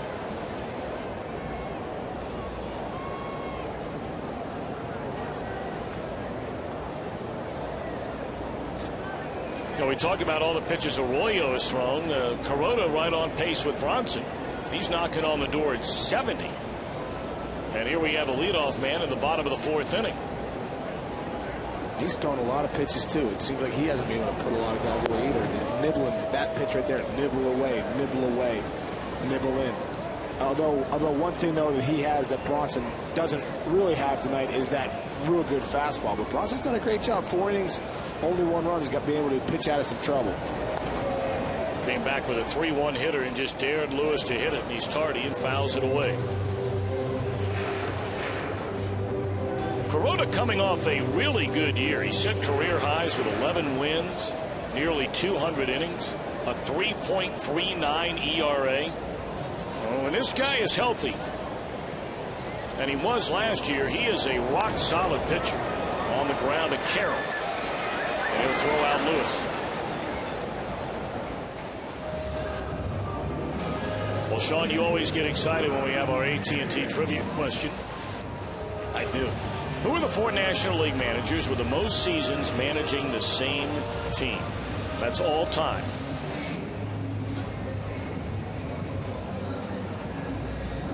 And with the Dodgers in town, not just one guy. I mean, there could be 2 guys. All right, the wheels have just started spinning in my brain. Well, you know Tommy Lasorda, right? Yeah, no doubt. And we know he's going to be on that list. Yep. The question is Walter Alston on that list? I mean, the Dodgers went well over 50 years with only having 2 managers of the franchise.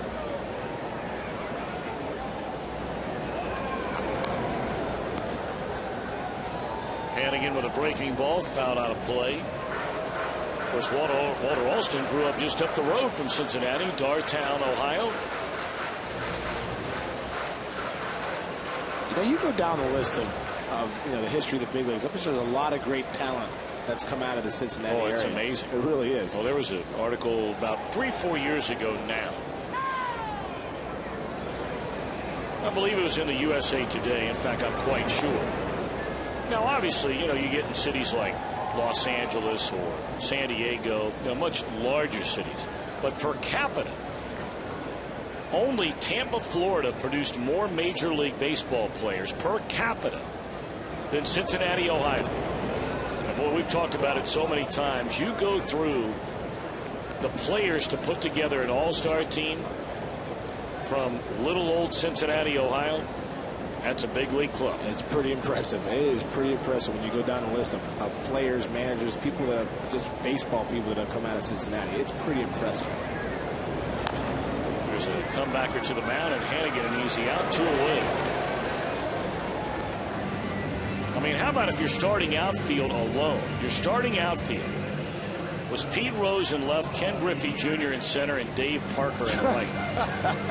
I'd say you're doing pretty good. That's your start outfield. Not too bad. And there are many, many others. I mean, you're just starting there. Oh, the hit king, obviously Griff, one of the greatest players to ever play the game, arguably. Have an old Moeller High School left side. You'd have Buddy Bell over at third. Barry Larkin. Larkin at shortstop. Jeez. Probably Billy Dorn at second. Billy Dorn or Ronnie Oster. Ronnie Oster, yeah. 1-0 pitch. And it's outside to Giannis. Who's playing first? Well, you'd have some options of guys that maybe play the outfield, maybe move Pete into first and play David Justice out in the outfield. Somebody like that. Ground ball right side and a much-needed easy inning for Kuroda. Retires the side in order. We go to the fifth, 1-0 Dodgers in front.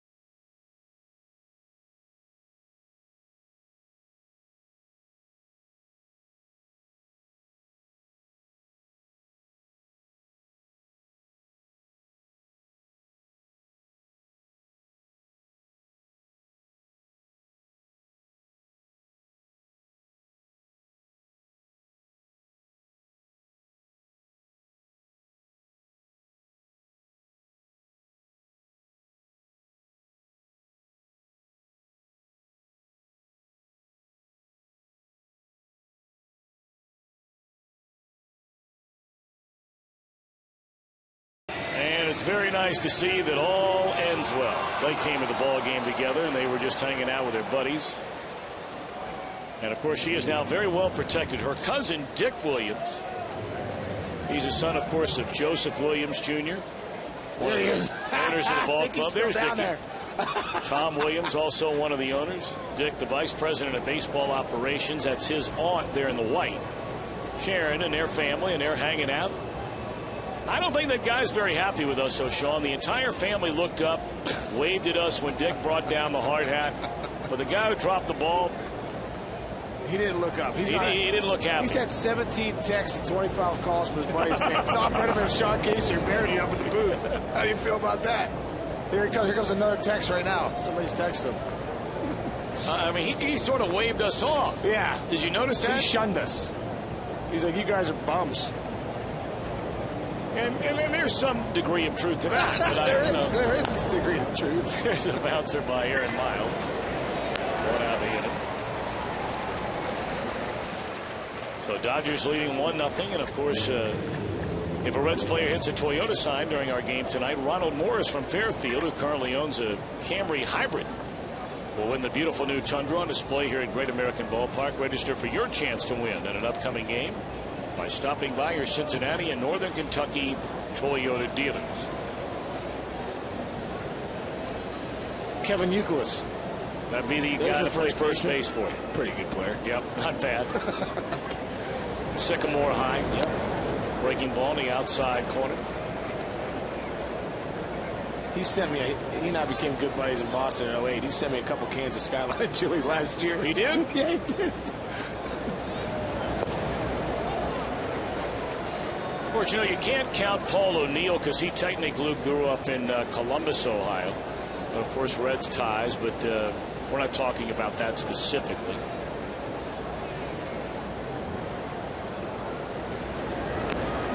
Kuroda went around 0-2. Reds fans, make your Friday night better. Go to foxsportsohio.com and enter the Papa's in Your House contest. You can win a Fox Sports Ohio prize pack, and one grand prize winner will win a pizza party. Again, the Papa's in Your House contest is presented by Papa John's. Very, very nice. Fouled away again by Kuroda.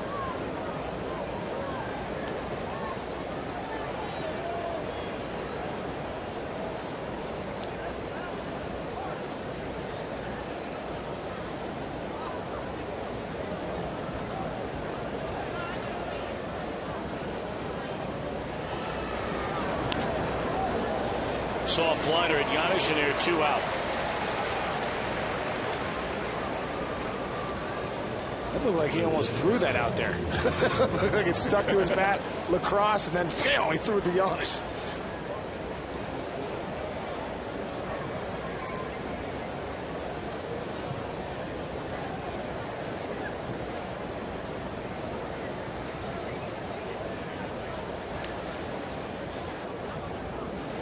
So now Jamie Carroll, he came on for Rafael Furcal, who injured his side.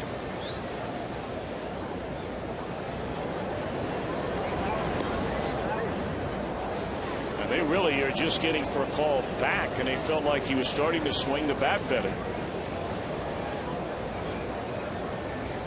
So now a bump in the road again for the Dodgers shortstop. Carroll has been a very nice pickup for this team the last couple of years. Back to the mound, and Arroyo with a 1-2-3 fifth. Bronson will lead it off in the bottom half. And back to the top of the order with the Dodgers leading 1-0.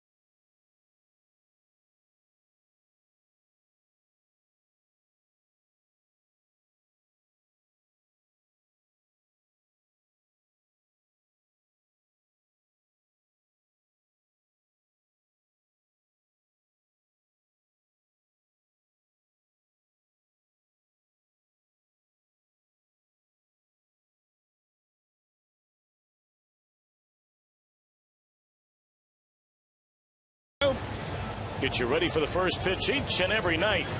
The dynamic duo of Jim Day and Jeff Pecoro.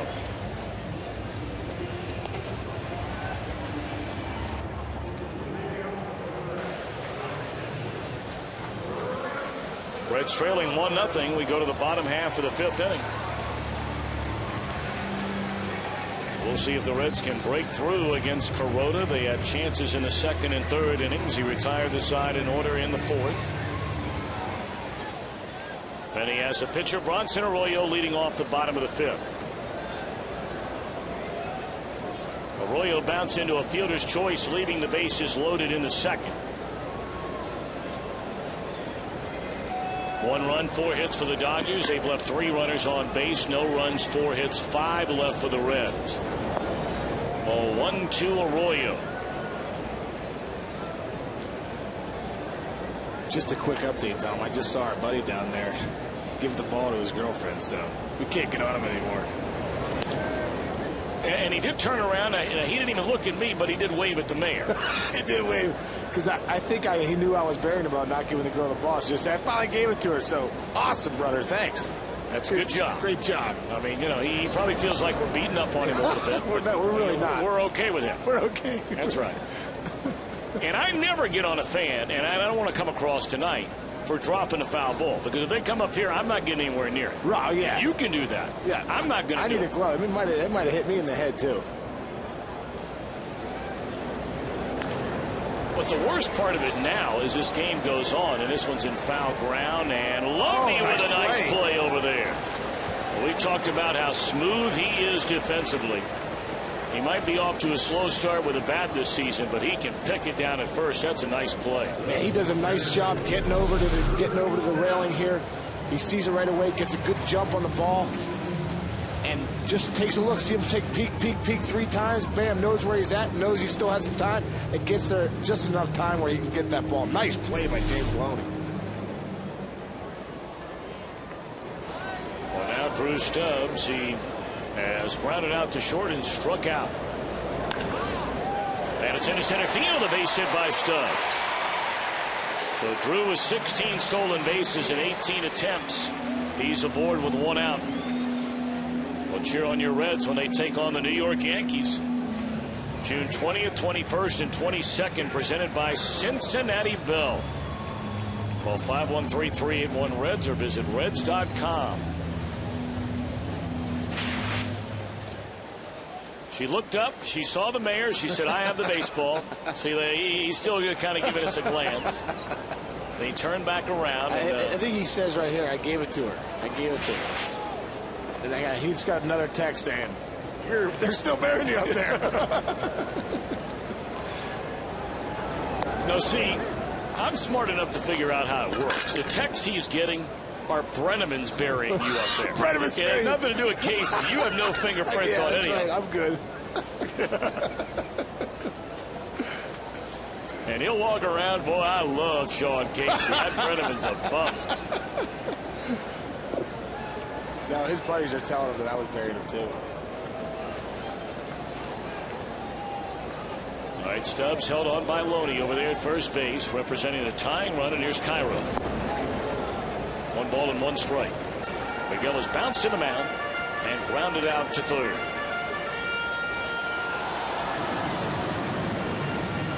Stubbs is just itching over there to try and get a pitch. He thinks he can run on and get a nice jump like Kuroda.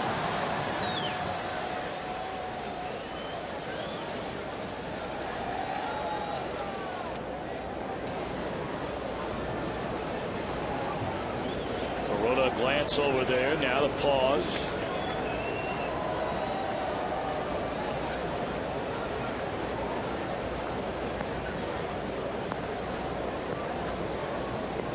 Now, Cairo, a guy who handles the bat very well, generally puts a bat on the ball. We'll see if the Reds have anything cooking, although the count is 1-1. We'll see. Nothing doing here. It's taken high.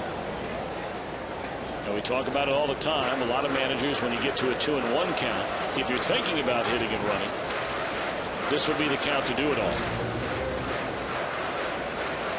And if Cairo can get, you got a lot of real estate over there. That hole right there. Loney's holding on Stubbs. You got miles of double play depth over up the middle. If he could somehow get a pitch, maybe out, middle away where he could shoot one in the hole over there. Get Stubbs that first and third count. Now you got Votto and Bruce coming up.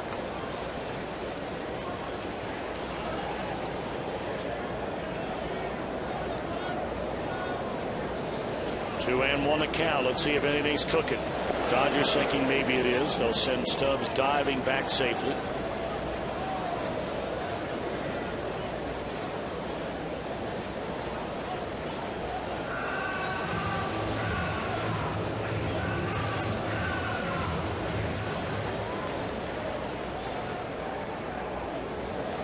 One out, 1 on. 1-0 Dodgers. We're in the bottom of the 5th inning.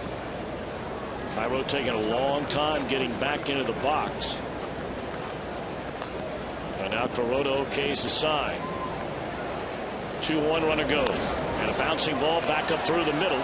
The only out they'll have is at first. So the Reds avoid the double play by starting the runner. And a tying run in scoring position with the big fellows coming up.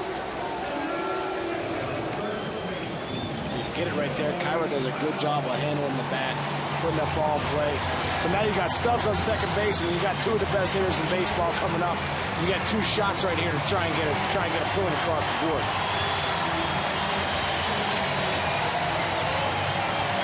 Well, you see the numbers for Votto with runners in scoring position.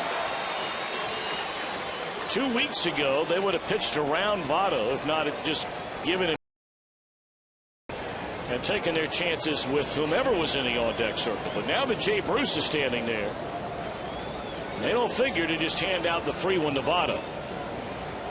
Kuroda's going to have to work here to get these guys. So runner at second, 2 out here in the inning. Reds looking for a 2-out hit from Joey Votto.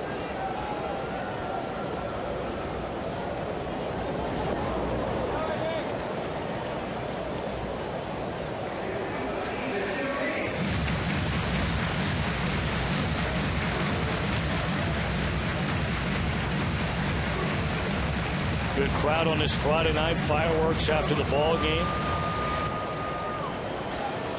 On just an absolutely perfect weather night. Reds have the heroics from Bruce and Votto on Wednesday, and after their first off day in 3 weeks yesterday, they're looking for their first run tonight.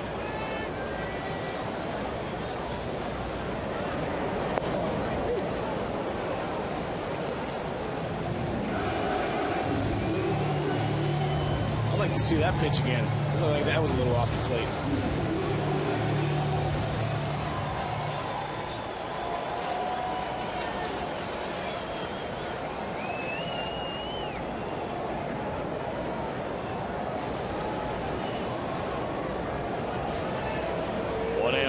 Votto. They set up inside this time and miss up and in.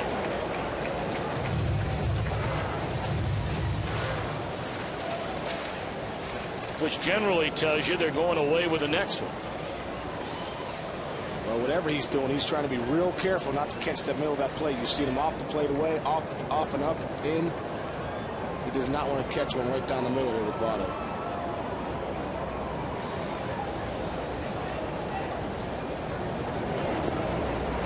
3 balls and a strike.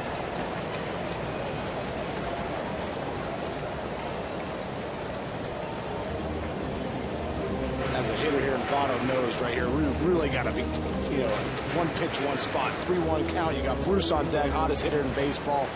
You really want to look for something right here, middle in, that you can really turn on and drive.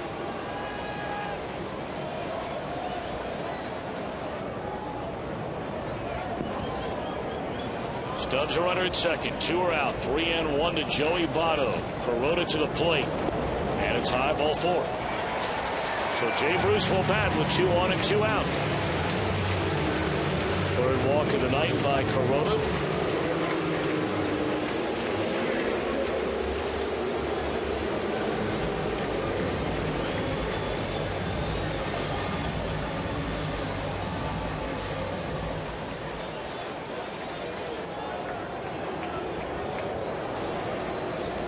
Stubbs a runner at second, the tying run. Votto the go-ahead run at first. Bruce tonight has singled to left and been intentionally walked. A National League leader in home runs and runs batted in. Takes in the dirt, ball 1. Well, great to have you with us from Great American Ballpark on this Friday night. The mayor's in town, Sean Casey. He'll be with us for the next 3 games here on Fox Sports Ohio. And thanks for making us a part of your Friday night. Reds trying to finally break through against this Dodgers starter. They left 3 on in the second, 2 on in the third. They have 2 on with 2 out here in the 5th.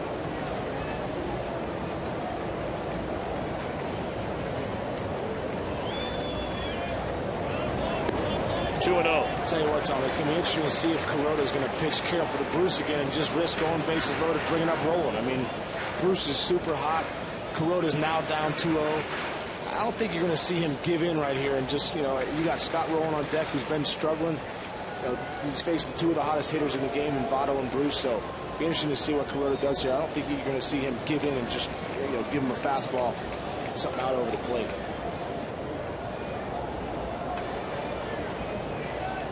Two balls, no strikes. Bruce waiting. High again, nowhere near the strike zone. Well, he has it if he wants it, that being the green light on 3-0. I mean, when you're as hot as Jay Bruce is right now, you swing the bat whenever you want. No doubt. If he gets a pitch he feels like he can drive, he's thinking dead red right here. He's thinking, looking for a pitch out over the plate he can handle. One pitch, one spot. 3-0 to Bruce.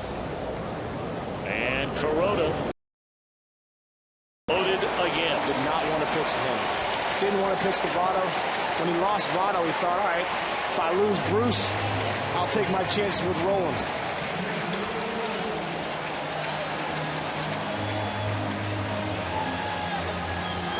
Roland singled to center field in the second inning. He came up with Votto at second and Bruce at first in the third and bounced out to the second baseman.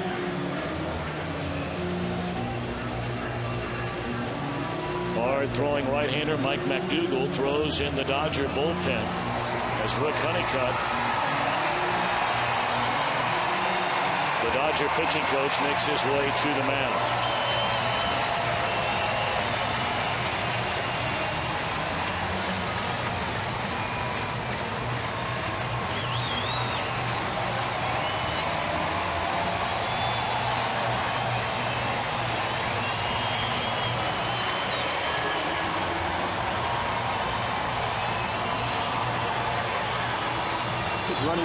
Honeycutt's coming out here saying, the best pitch in baseball, get that strike one. You've seen the last few batters, last couple innings. Down 1-0, down 2-0, going late into the count against a lot of these hitters. Honeycutt's probably saying, come out, let's get strike one, let's make a good pitch quality 0-1 pitch. Then we can start using our breaking ball and off-speed stuff to work off the plate. But let's get strike one. Stubbs at third, the tying run. Votto carries the go-ahead run at second, and Jay Bruce over at first. And Roland waiting. Kuroda delivers.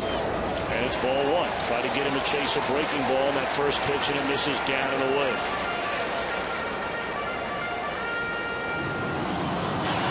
Now the last at bat with 2 on, Roland was ahead 1-0 and took a 1-0 fastball right down the middle.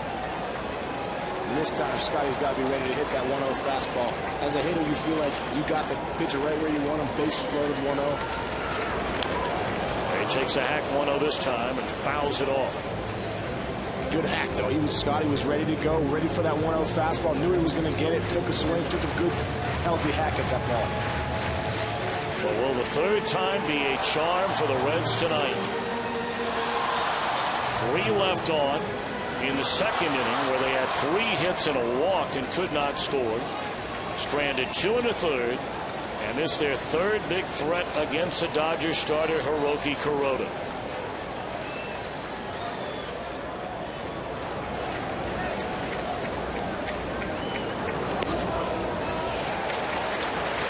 Two and one.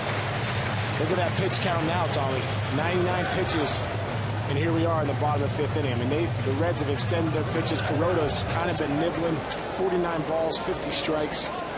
Another situation here where Scotty Rowan gets back to that hitter's count. 2-1. Nowhere to put him. Gets a fastball, looking to jump on it again.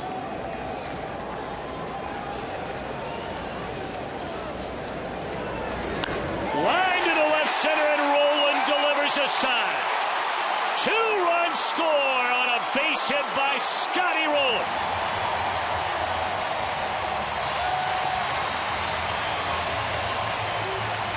Like we were talking right there, Tommy got the fastball again. 2-1 count. Got back to a hitter's count like he had 1-0. Gets a 2-1. Gets a situation here out over the plate, ready to hit it. And this ball catches a lot of the middle of the plate, which he hasn't done all night long. On the 100th pitch, Scotty Rowan doesn't miss that one, makes him pay with a 2-run single. Well, that's a hit the Reds have been looking for tonight. And it comes off the bat of Roland to give them their first lead of the game, 2-1. Going first to third on the hit is Jay Bruce, and now it's Fred Lewis, 1 out of 2 in the game.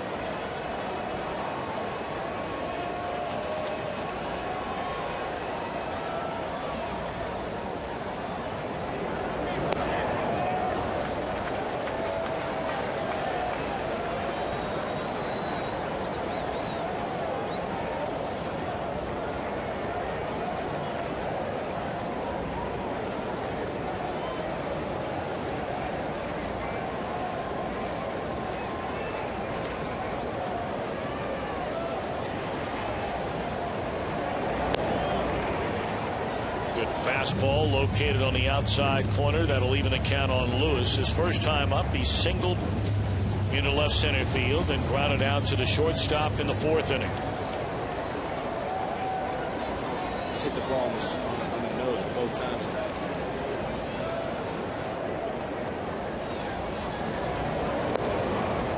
But it come in through the side gate with a breaking ball, and it's off the edge. 2-1 on Lewis. Stubbs a 1-out single in the inning.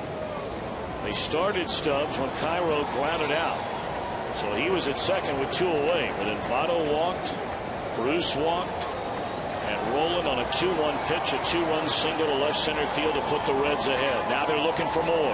2-1 to Lewis, and it's lined to the mound to end the inning. But the Reds break through on a big hit from Roland. We go to the 6th, 2-1 Cincinnati.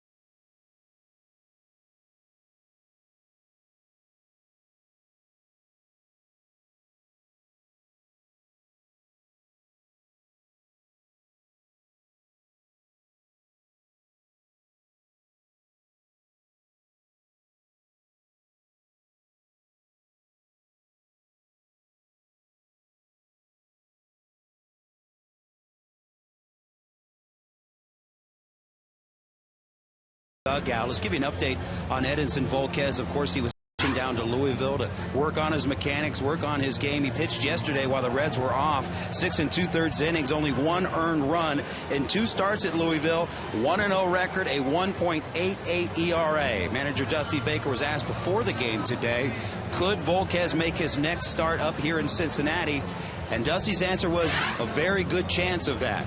If that happens, the Reds will have to do a little bit of shuffling. His next day to pitch would be Tuesday. Mike Leake slated to pitch on that day, but because of the off day yesterday, they can move Leake to Monday, where Reineke's supposed to pitch, and Volquez on Tuesday. That's all speculation, but according to Dusty Baker, a good chance we'll see Edinson Volquez. His next start will be in a Cincinnati uniform. Back upstairs to the Champion Windows broadcast booth. Indeed, thank you so much. Great stuff, Jim Day, and of course, we've talked about it so frequently. If the Reds are going to get where they want to go here in 2011, which is further than they even went in 2010, their first trip to the playoffs, of course, since 1995, they need Edinson Volquez back in this rotation, throwing the ball the way he's capable of throwing the ball. There's no doubt. I mean, Volquez has too good of stuff to be getting hit around the way he gets hit around.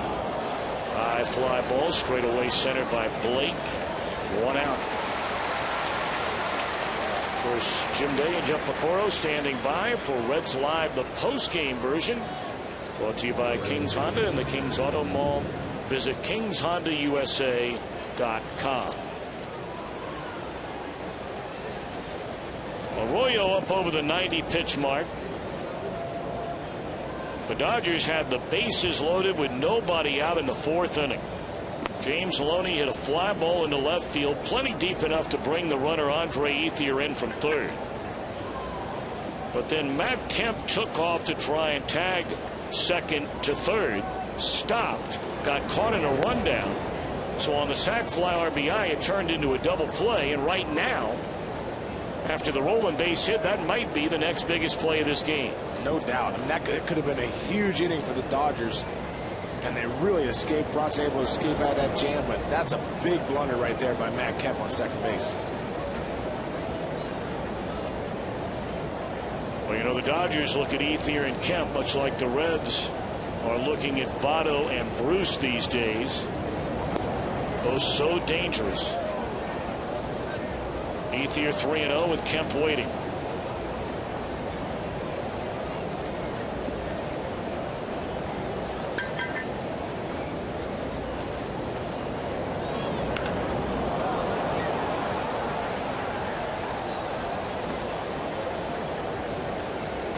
Just a little ahead of that one. 3-0 pitch, got it up in the zone. Little changeup. It's a little out front.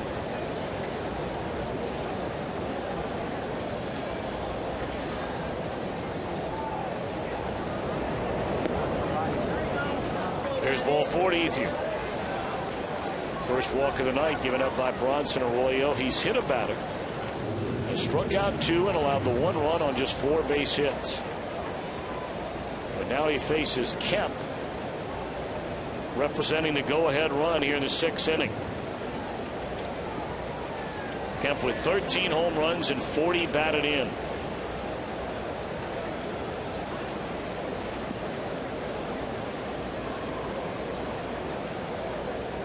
Cardinals continue to lead the Cubs. They scored 3 runs in the 1st inning, and it's still a 3-0 game with St. Louis coming to bat in the bottom of the 4th.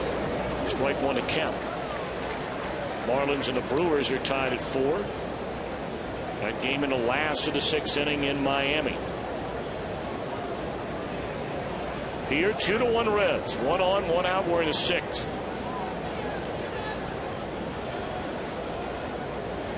Bronson's coming after Kemp 3 different ways. First pitch curveball, first at bat, in, sinker in, second at bat, and then a fastball away, third at bat. So, you know, trying to find out the right combination that works to get Kemp. Of course, if you weren't with us earlier, Arroyo struck out Kemp on 3 straight breaking balls in his first at bat.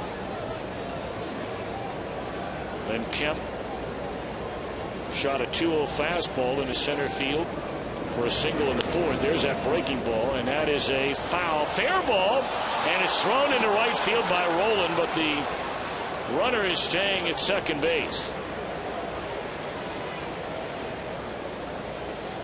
That ball just gets over the base right here. Just gets over the bag. Change up out. Scotty Rolen gets the fair call. Feels like his best play is at second base. You know, with a guy like Scott Rolen, I don't question too much his decisions, but he felt like his best chance right there was not to get Kemp at first, knowing that he runs well, but was to try and get Ethier at second base and just wasn't able to make a play. Tough play right there for Scotty Rolen. That'll be scored a base hit for Kemp, so he's 2 out of 3 in the game. So 2 on, 1 out. Jay Gibbons coming up. He is singled into center field and then had a lengthy at bat of 11 pitches. And on the 11th pitch, he was hit by Arroyo. That was a long at bat, and that's why you see Bronson's pitch count too up to 100 here with 1 out in the 6th. Him and Kuroda have both thrown a lot of pitches tonight. And both of these guys capable of throwing a lot more pitches. That's ball 1.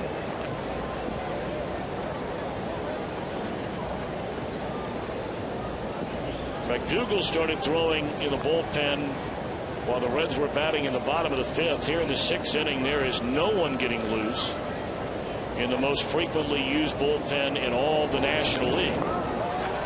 Popped up, foul ground, and it's out of play. Of course, all those years Gibbons played over in the American League, we rarely, if ever, saw him. And only saw him a little bit last year with the Dodgers. He has one of the oddest swings I've ever seen. Is that a norm for him? I'm not being facetious about it. No, that's his swing. He's always had that swing. He really over-exaggerates. You know, you talk about when you hit a baseball, you start swinging. You start on a downward plane, and then you really level off. I mean, Jay Gibbons almost chops down on the baseball, but that's how he's always hit. He's always tried to keep almost, you know, at some point the barrel drops below your hand, barrel above his hands as much as he can.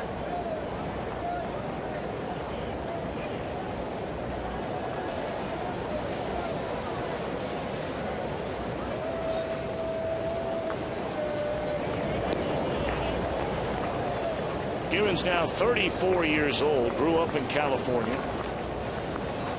Had some good power numbers over in the American League. Was really never much of an average hitter when he first came up, but that started to get better and better as the years went by. He's hit as many as 28 home runs, has knocked in as many as 100. Although that's been 9 years ago now. I think too, you know, his name kind of came up in all the Balco stuff too, and I think that kind of, you know, sent I know he was stuck in the minors there for a few years, you know, these last few years, but he's worked his way back up to the big leagues and got a chance with the Dodgers to get out there and get a chance to play a little bit. Arroyo's fallen behind, 3 balls and a strike. The Reds have action now starting in their bullpen. Logan Ondrusek begins to throw. Reds with a 2-1 lead, but the Dodgers with 2 on. And that's in the air to right center field. Bruce will run it down. Shea got a great jump on that ball, and it hung up long enough for him to get it. Did get a great jump right there. This other swing right here. Watch Jay Gibbons, right? Just really gets that downward plane on top, stays on top of the baseball. Nice hit right there, but just hangs up just enough for Jay Bruce. You were right, Tommy. Bruce gets a great jump on this ball right out the gates. He knew where it was going to go, and Jay Gibbons wasn't able to get it enough on the line to skip it in that gap. So one more big out to go. This figures to be the final inning for Bronson Arroyo. He has a 1-run lead. Andre Ethier at second, Matt Kemp at first, and James Loney the batter. Loney knocked in the only Dodger run with that sac fly that turned into a double play in the 4th. In fact, twice. Lewis and left. Strike 1.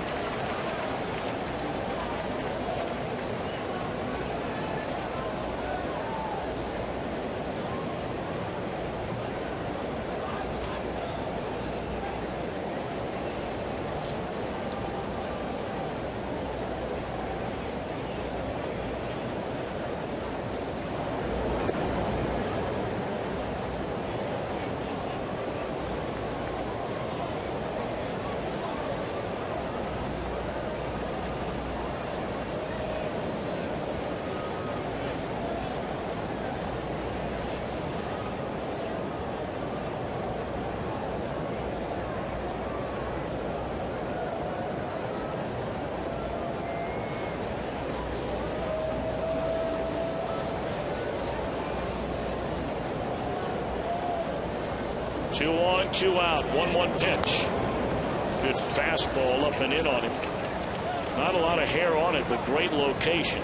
And fouled away, 1-2. And what he's doing right here, you're seeing Hannigan set up way inside. He's trying to run that sinker right at Loney to get him to freeze at the last second, get that nice tail on the fastball. It doesn't matter on that pitch if you throw it 84, 86, 93, whatever it is, as long as it can hang on his hip and then get that late break. It doesn't matter how fast the speed is.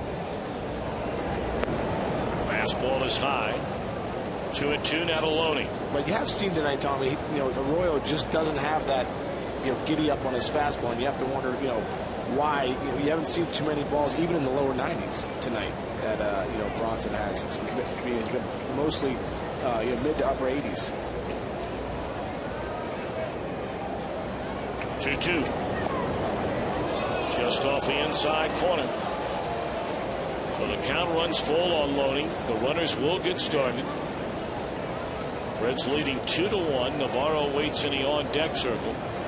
Ondrusek ready, meanwhile, in the Reds bullpen.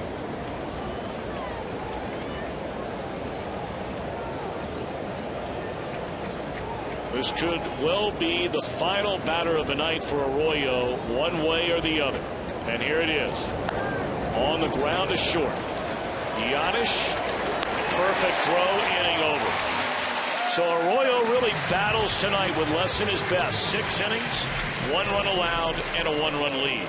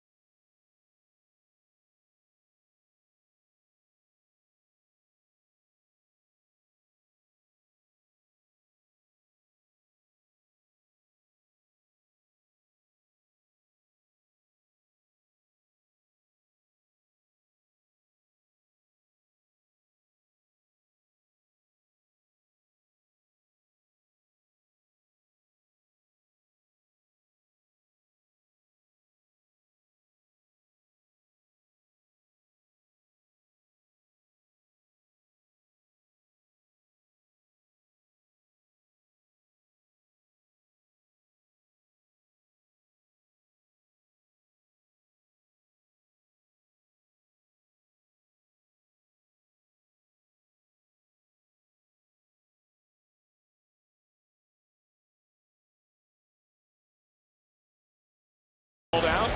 Was he?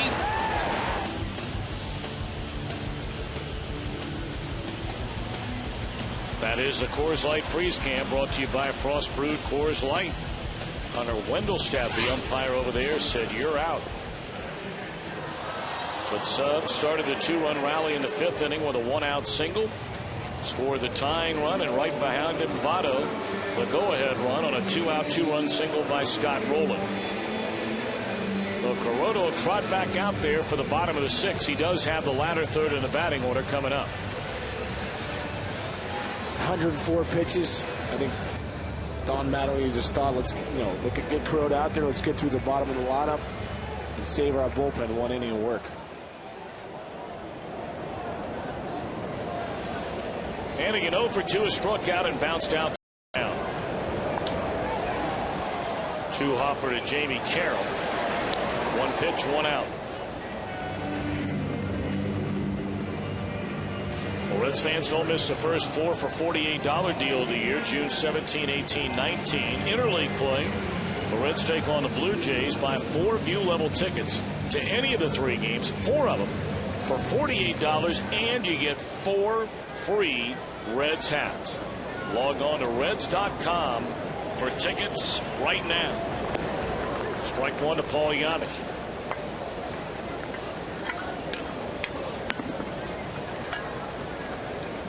We say it all the time. You hear people, really almost as a habit, say how you can't go down to the ballpark anymore without $100 for 4 people. Well, right there you get 4 tickets, a good seat, and 4 hats for $48. That's impressive.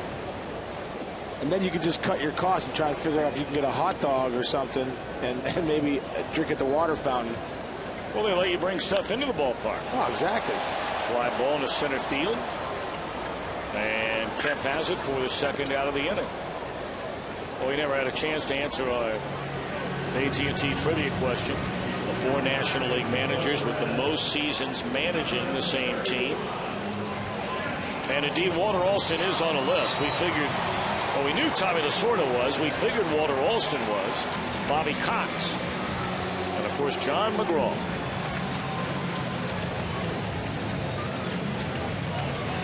So the night is over for Bronson Arroyo. His best start in quite some time. He goes 6 innings, allows 5 hits, and only 1 run. He battled tonight. Walked 1, struck out 2, hit a batter, as Johnny Gomes will bat for him. here in the last of the 6th inning. You know, I just loved about Bronson Royal tonight was he competed. He didn't have the best stuff he's ever had, but he competed in spots. You know, he didn't give in on hitters. He was throwing 3-1 changeup, 3-0 changeups. I mean, he competed tonight, Tom. He knew he didn't have his best stuff, but he went out, gave the Reds six great innings, and you know, 1 run, and got himself out of trouble that 1 inning. He did a great job going out there and competing for the Reds tonight. 1-1 on Johnny. Still only a 1-run ball game.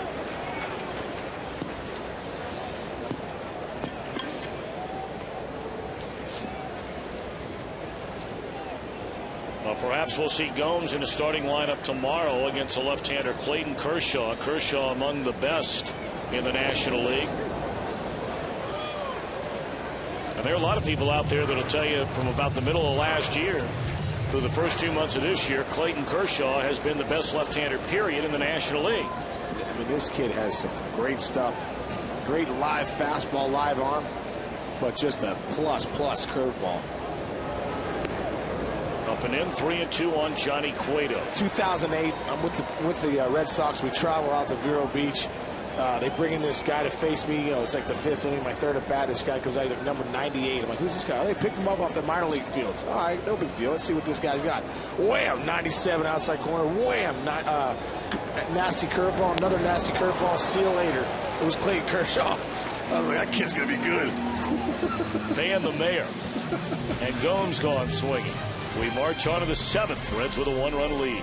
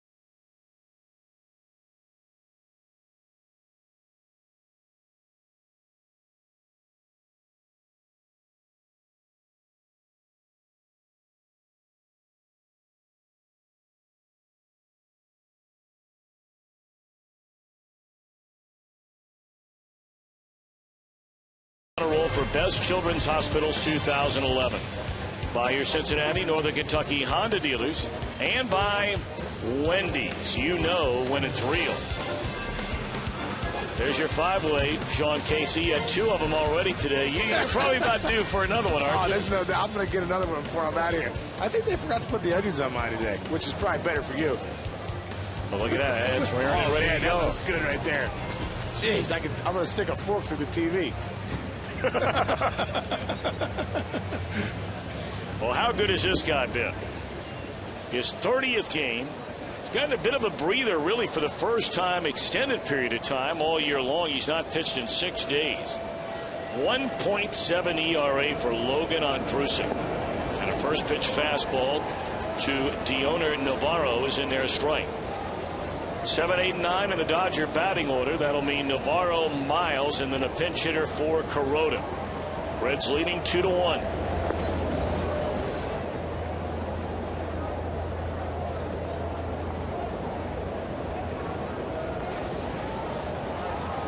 Navarro's popped to short and grounded into a fielder's choice, ending the 4th inning. 1-2. you face a guy like Andrusic, that's real big, obviously. But you will look at his fastball exploding in the zone there, 94, 95. He has that good size about him on the mound. That ball, when you're a hitter, it becomes like that heavy fastball. Roy Halladay, heavy fastball. Some guys just throw a heavy ball. It looks like Andrusic's ball, just real heavy in the zone. He has that good arm action, but he's got that size and late life on his fastball. 1-2 to count. And it's in the air. Foul territory down the left field line and out of play. Andrusic ranks 3rd in the National League with a team-high 31 relief innings. He's 4th overall in appearances.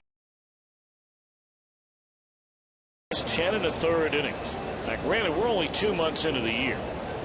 But based on what he did last year and the role he had last year, pitching in the major leagues for the first time, and what he has done through 2 months of this year, Andrusic is beginning to place himself among the finer relievers in the entire National League.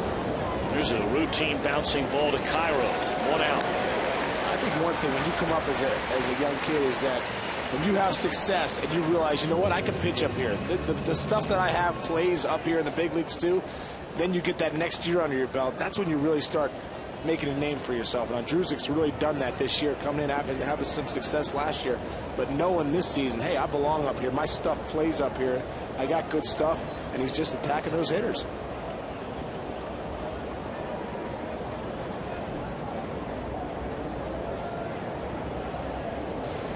One out for Aaron Miles. Miles 0 for 2. Hadn't been an easy 0 for 2, though. He made Arroyo work twice. Extended at bats before finally retiring the Dodgers' second baseman tonight.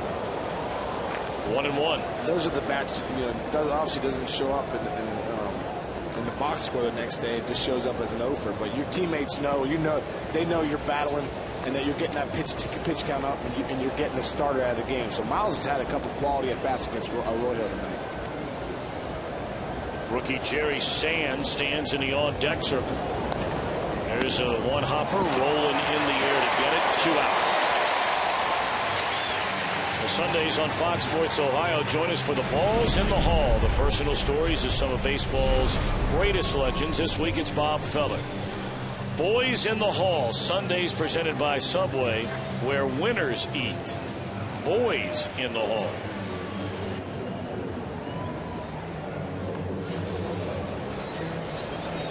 I'm not going to go there. I'll get it right the second time around. Well, now Brian Price coming out to, I'm sure, double check on the scouting report on his very talented young player, Jerry Sands. He's in the big leagues for the very first time. They have huge expectations from him. And he is a guy with a lot of pop in that bat. More than capable of tying this game with one swing. Good-looking young player. Dodgers think really highly of. And I think one day you'll be seeing him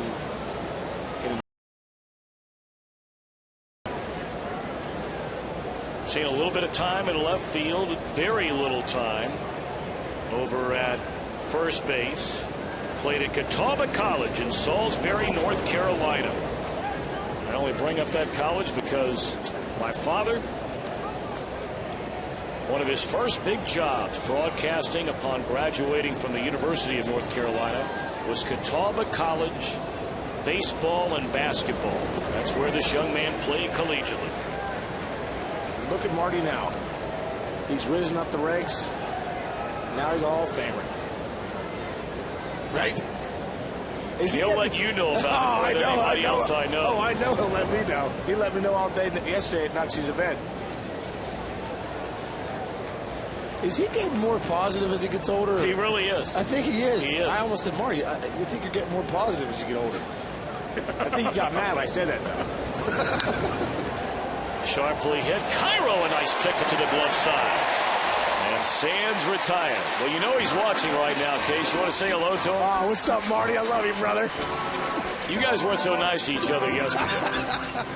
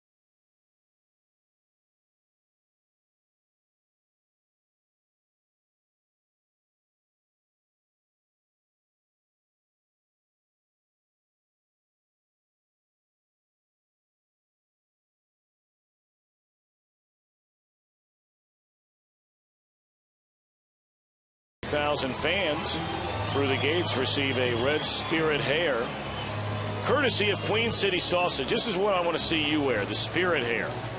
Call 513-38-REDS or visit reds.com. I love that giveaway night. That's awesome. Of course, the players have done some great promo shoots that they run up on the Jumbotron here, wearing the Spirit hair. But that'd be a good look for Sean Casey. That really would be. I think I'm going to get one of those Spirit hair hats or whatever and just start wearing it around town. Mike McDougal, hard-throwing Dodger right-hander, who's bounced around a bit in his career after initially coming up as a huge prospect. And one time was a closer for the White Sox. Got great stuff. I mean, live fastball, you know, mid to upper 90s fastball, good slider. But just has had some success in certain places, and other places he's just been hit around a little bit, but got great stuff. He's had a great year so far for the Dodgers. Well, it's still a 2-1 game after the 1-2-3 top of the 7th by Logan Ondrusek. And Bruce Stubbs to lead it off. Sands going to stay in the game to play left field, so a double switch made with McDougal entering on the mound. Bouncer up the middle into center field. A 2-hit game for Drew Stubbs.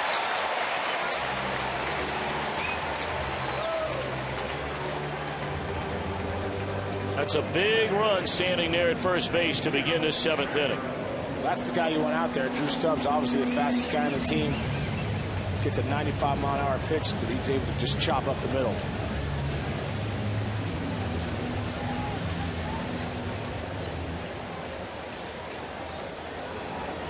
Well, now is Cairo asked to advance the runner with a bunt? Or do you give Stubbs a chance to just straight steal in this at-bat? Dusty Baker definitely has options right here. Cairo shortened up on the bat but never offered to try and bunt the pitch.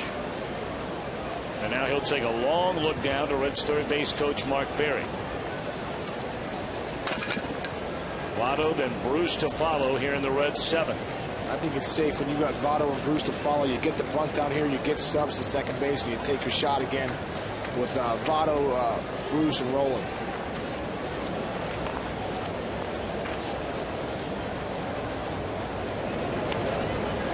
Well, you can't roll it out there any better than that. Beautifully done by Cairo.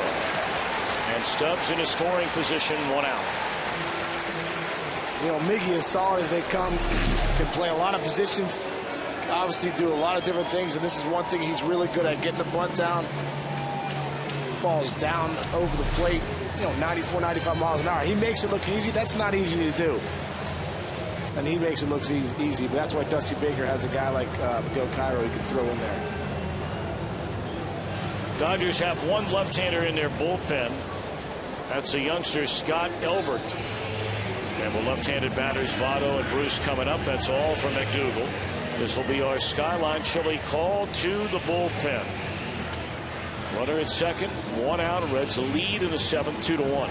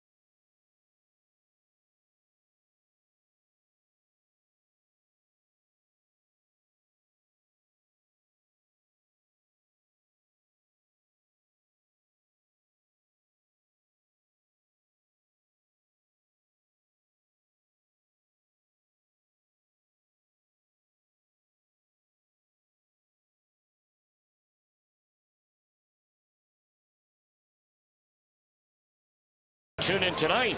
Right after the game, your message could be seen on the bottom of the screen. Let your voice be heard here on Fox Sports Ohio. All right. They brought in the left-hander. Just brought up from the minor leagues from AAA Albuquerque on May the 11th. Left-hander Scott Elbert has not allowed an earned run in his first 4 2/3 innings in the big leagues, allowing just 3 hits and fanning 5. You see, he has walked 3 batters. Votto and Bruce have been doing major damage. This year, Votto is batting .426. Jeez. Bruce is batting .381 against left-handers. Well, when you get to face left-handers as a lefty, it helps your swing, no doubt about it. When you get to face them consistently, it helps you stay in better. It helps you bury that front shoulder, and it helps you out with righties on sinker ballers because then you start staying on them better. No doubt, Bruce and Votto seeing lefties hitting well against them has helped them out against right-handed pitchers too. But you get a guy like Votto in there, he doesn't care. Bruce doesn't care. You bring in a lefty to face him, it almost falls into their advantage. Of course, they've never seen this left-hander before. Breaking ball in there to get ahead, 0-2. And that is one thing, though, Tommy, when you see a guy first time, advantage pitcher, because as a idea what he has. I mean, you don't know, what he's throwing up there, and you saw Votto kind of take that first pitch fastball, and he gets a slider. So, he's gauging Elbert right now as he's in this box. Struck him out on 3 pitches. That didn't last long. So there are 2 outs in the inning.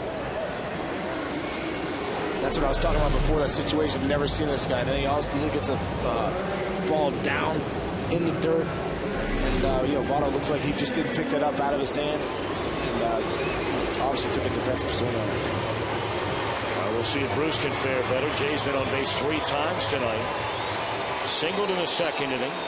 Was intentionally walked in the third. And really an intentional walk in the 5th. They were going to make Scott Rowland beat him.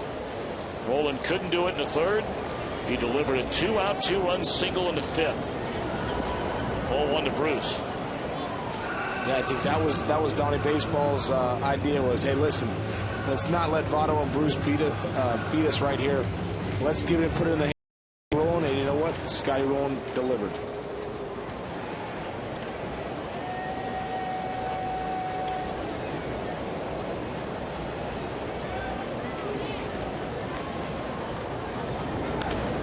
High pop up. So they bring in the rookie left-hander Albert, and he takes care of two of the best in the league back to back.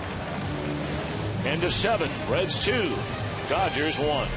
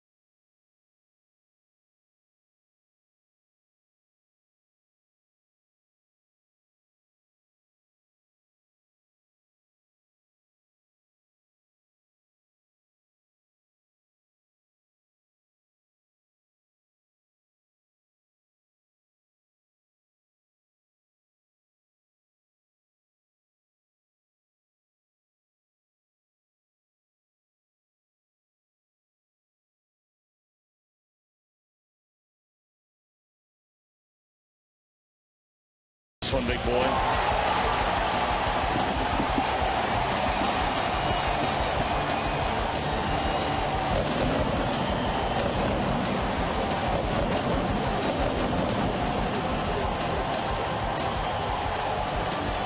August 18, 2002. Do you have any idea who I was against? I couldn't tell the team.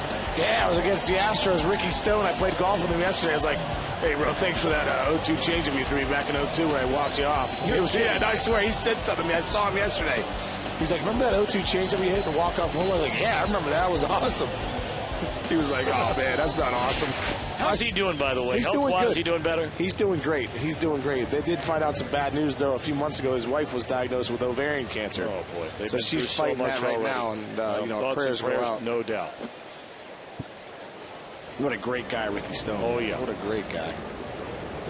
Reds leading 2-1, and now they'll hand the ball here in the 8th inning against the top of the order for the Dodgers to right-hander Nick Masson, who continues to get better and better as this season goes on. He got a huge out in the 8th inning in the finale against Milwaukee when he struck out Corey Hart with 2 on. Reds at the time were down 3-2. And he picked up the win when Joey Votto hit that home run in the bottom of the 8th inning, allowing Cordero to nail it down in the 9th.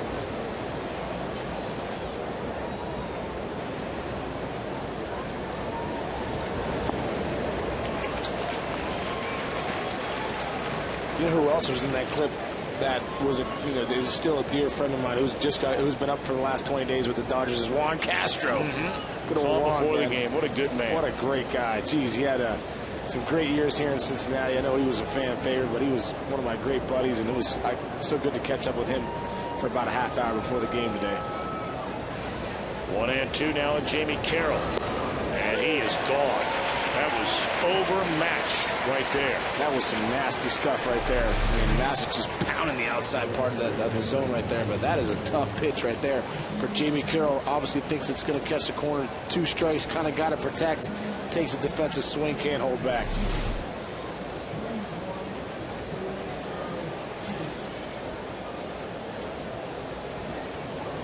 Better than 31,000 in attendance here tonight for the opener of this 3-game weekend series. The only trip this summer to Great American Ballpark for these Dodgers.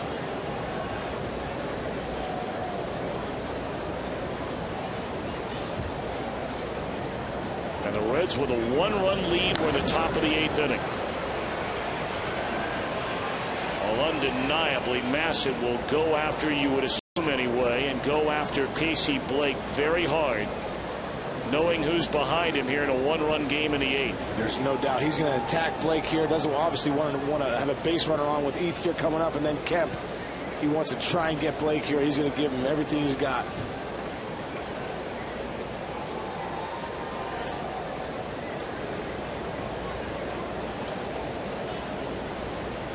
One to Blake.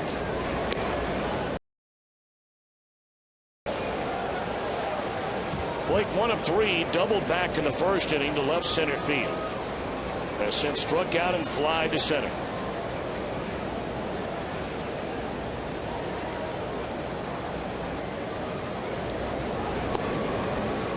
And now he's fallen behind 3-1.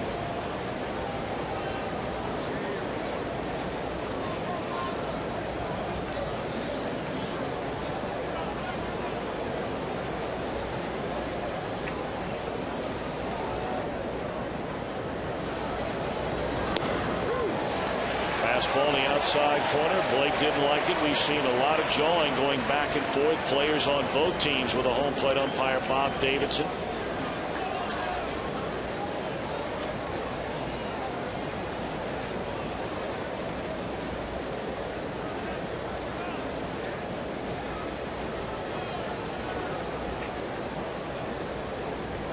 Big pitch right here from Massett. 3-2. And it's fouled away.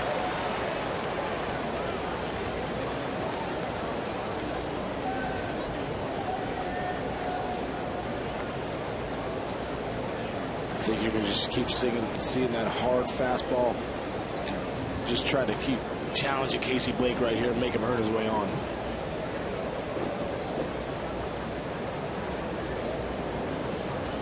Three-two pitch. Threw him a fastball, and it's a bouncer up the middle. Giannis to pirouette to throw, and he got nice play right there by Giannis. Well, we knew Massett was going to come back with the fastball right there, and he did. He came back with a fastball right down the middle.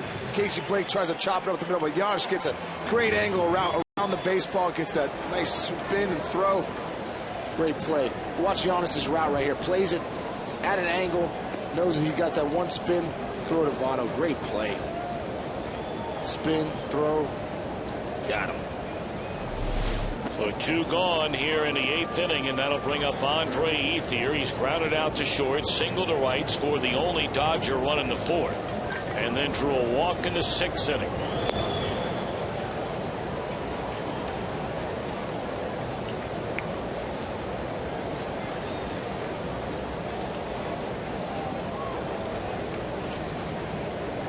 You see Votto hugging the line right here, taking away the no doubles. That one shot down the left field line into the corner, and it's going to be a 2-out double for Andre Ethier. So the Dodgers have a tying run at second base with 2 outs here in the 8th inning, and their big slugger Matt Kemp coming up. This is why Andre Ethier is so good. Gets his fastball, doesn't try to do too much with it, but the swing and plane that he is on is so impressive. His bat barrel is in the zone so long, so that pitch that's middle away, he can still keep it in there and drive it to left field. That's what he does right there. That's why he's one of the best hitters in the game.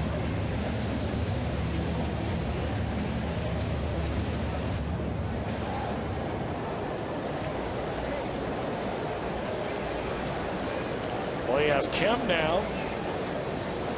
And then the pitcher spot due up next. So it's infrequent where you'll see a team put the potential go-ahead run on base. But in this case, and look, you got to give it up here to Dusty Baker. Whether or not it works out, that remains to be seen. But when you consider the options left on the Dodger bench, and it's not to say anybody can't hurt you, but they have Rod Barajas, their backup catcher, Juan Castro, and Tony Gwynn Jr. And Rod Barajas is a guy they're going to choose to bat for Elbert. Listen, Dusty Baker's been around long enough. Who would you rather pitch to there, Matt Kemp or Barajas? You got 2 outs. You got Massett with great stuff on the mound. Now you got the matchup you want. You got first and second. Kemp and Ethier both out there. those are the guys that can really beat you. You got Rod Barajas coming up.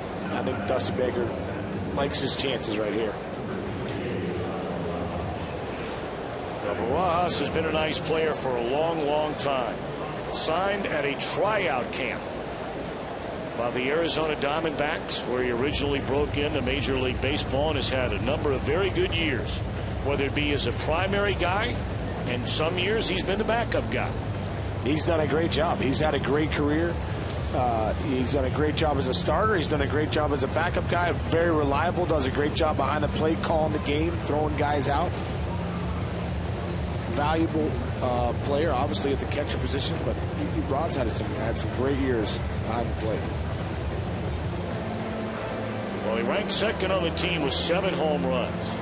And as a Dodger in 69 games, he has 12 home runs. This guy's got some pop in the back.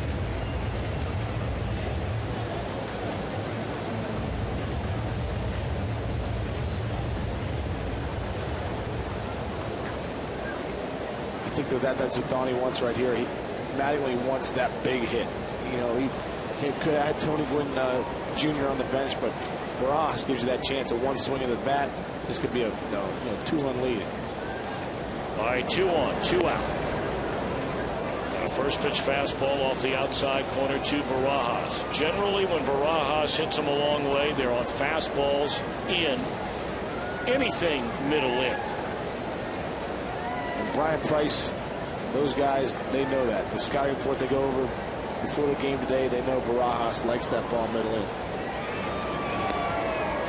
And now Massett has fallen behind, 2 balls and no strikes. You have a left-handed batting James Loney due up next. And the Reds have Bill Bray ready in the bullpen should they need him to face Loney.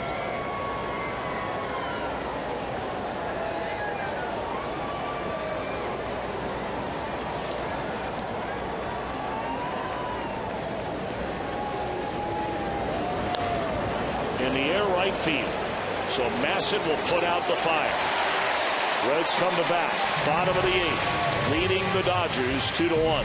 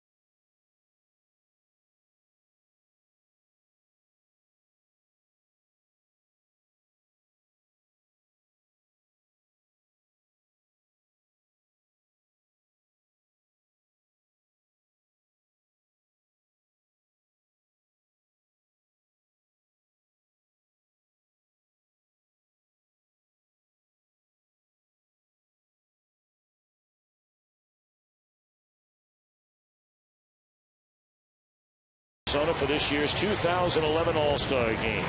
Vote early, vote often. You can vote up to 25 times. Matt Guerrier, the right-hander, comes on from the Dodger bullpen. He follows Kuroda, McDougal, and Elbert. Pretty good season so far for Guerrier, although from time to time, tell about 12 walks in 27 innings. He can get wild.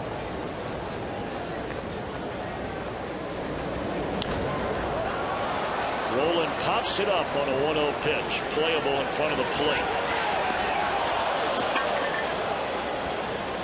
And Blake comes banging into Navarro. And Navarro turns around and hands him the ball.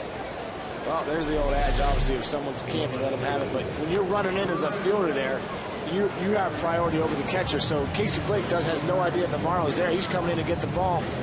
And it's, basically what you teach your kids, right, even a 9-year-old baseball right now, is if you have priority over the catcher, the corners coming in, first base, third base, if they call it, you got to get out of the way. Fred Lewis 1 out of 3 in the game. And a ground ball to the shortstop. 3 pitches, 2 out. Take a peek ahead to the Dodger 9th inning. It'll be Loney, Navarro, and Aaron Miles against Francisco Cordero.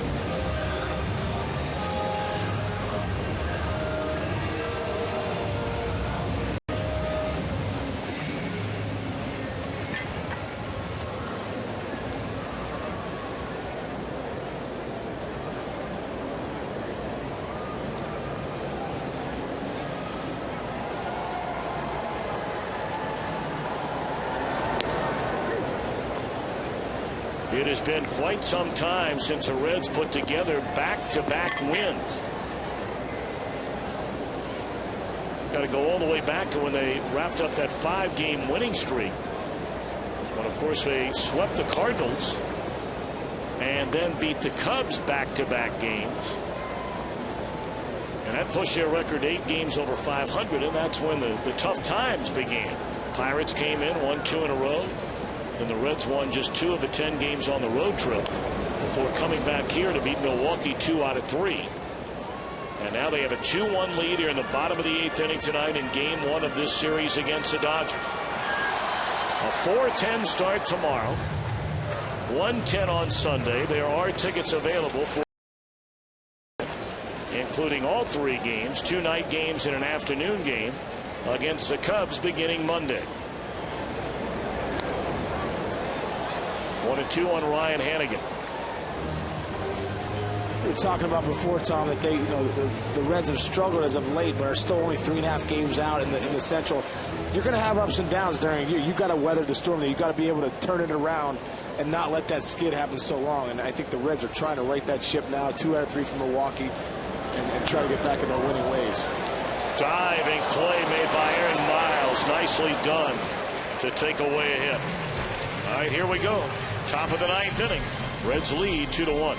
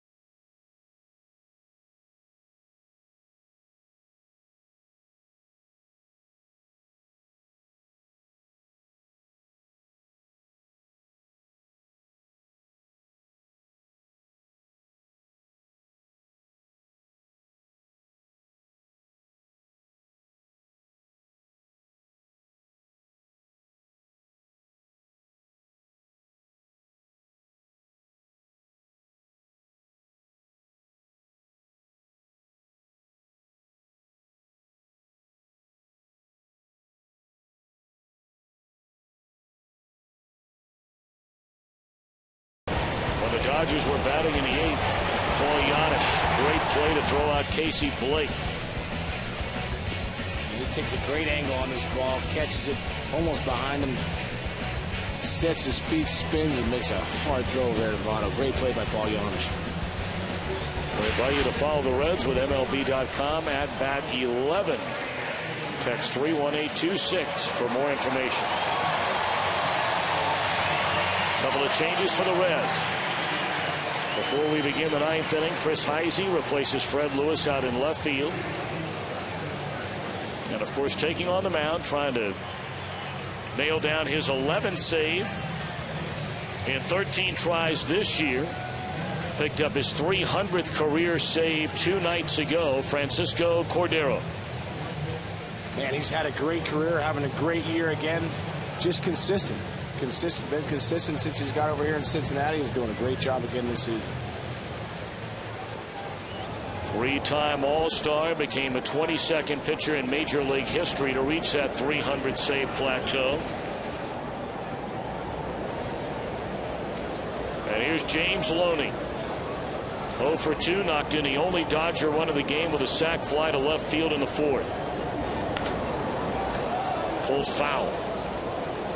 We talked about Loney, only 1 home run up until last week this entire year. And he's hit 2 home runs in the last 5 days. So while power is certainly not his game, there is some pop in that bat. Good fastball there in the inside corner, and again words between a batter and the home plate umpire, Bob Davidson. Now, whatever Bob's doing back there, he's got both sides riled up. I mean, he's been consistent just off that corner or right on that corner all night long.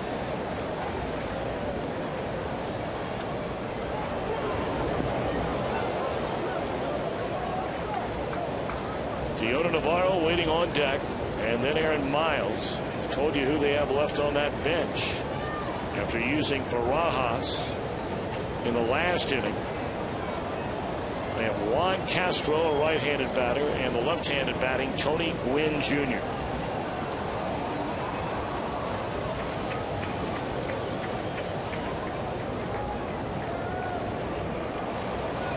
One-two pitch. That takes care of Loney. Nice split finger right there. Tried to overthrow it on the 0-2 pitch. Bounced it about 50 feet. Gets another shot right here with it. It just leaves you. Now, as a hitter, this ball comes out, looks like a 4-seam fastball. Loney had no chance. That was a good one right there by Coco Cordero. Well, now Navarro has 1 home run in 17 games so far this year. 0 for 3 tonight.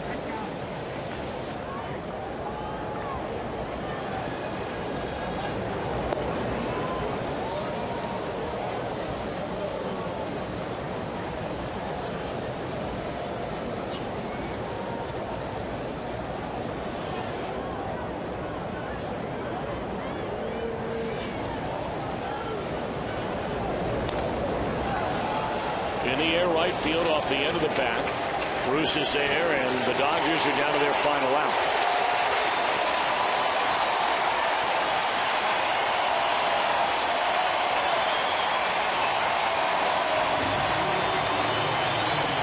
So now the crowd anticipating back-to-back wins for the Reds. And 3 wins in the first 4 games on this 9-game homestand.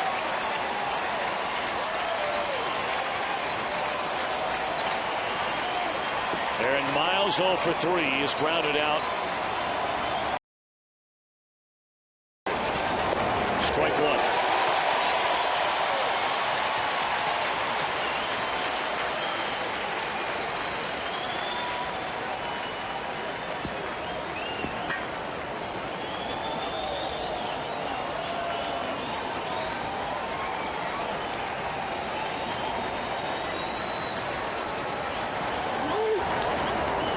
In the air, right center field, and this should do it.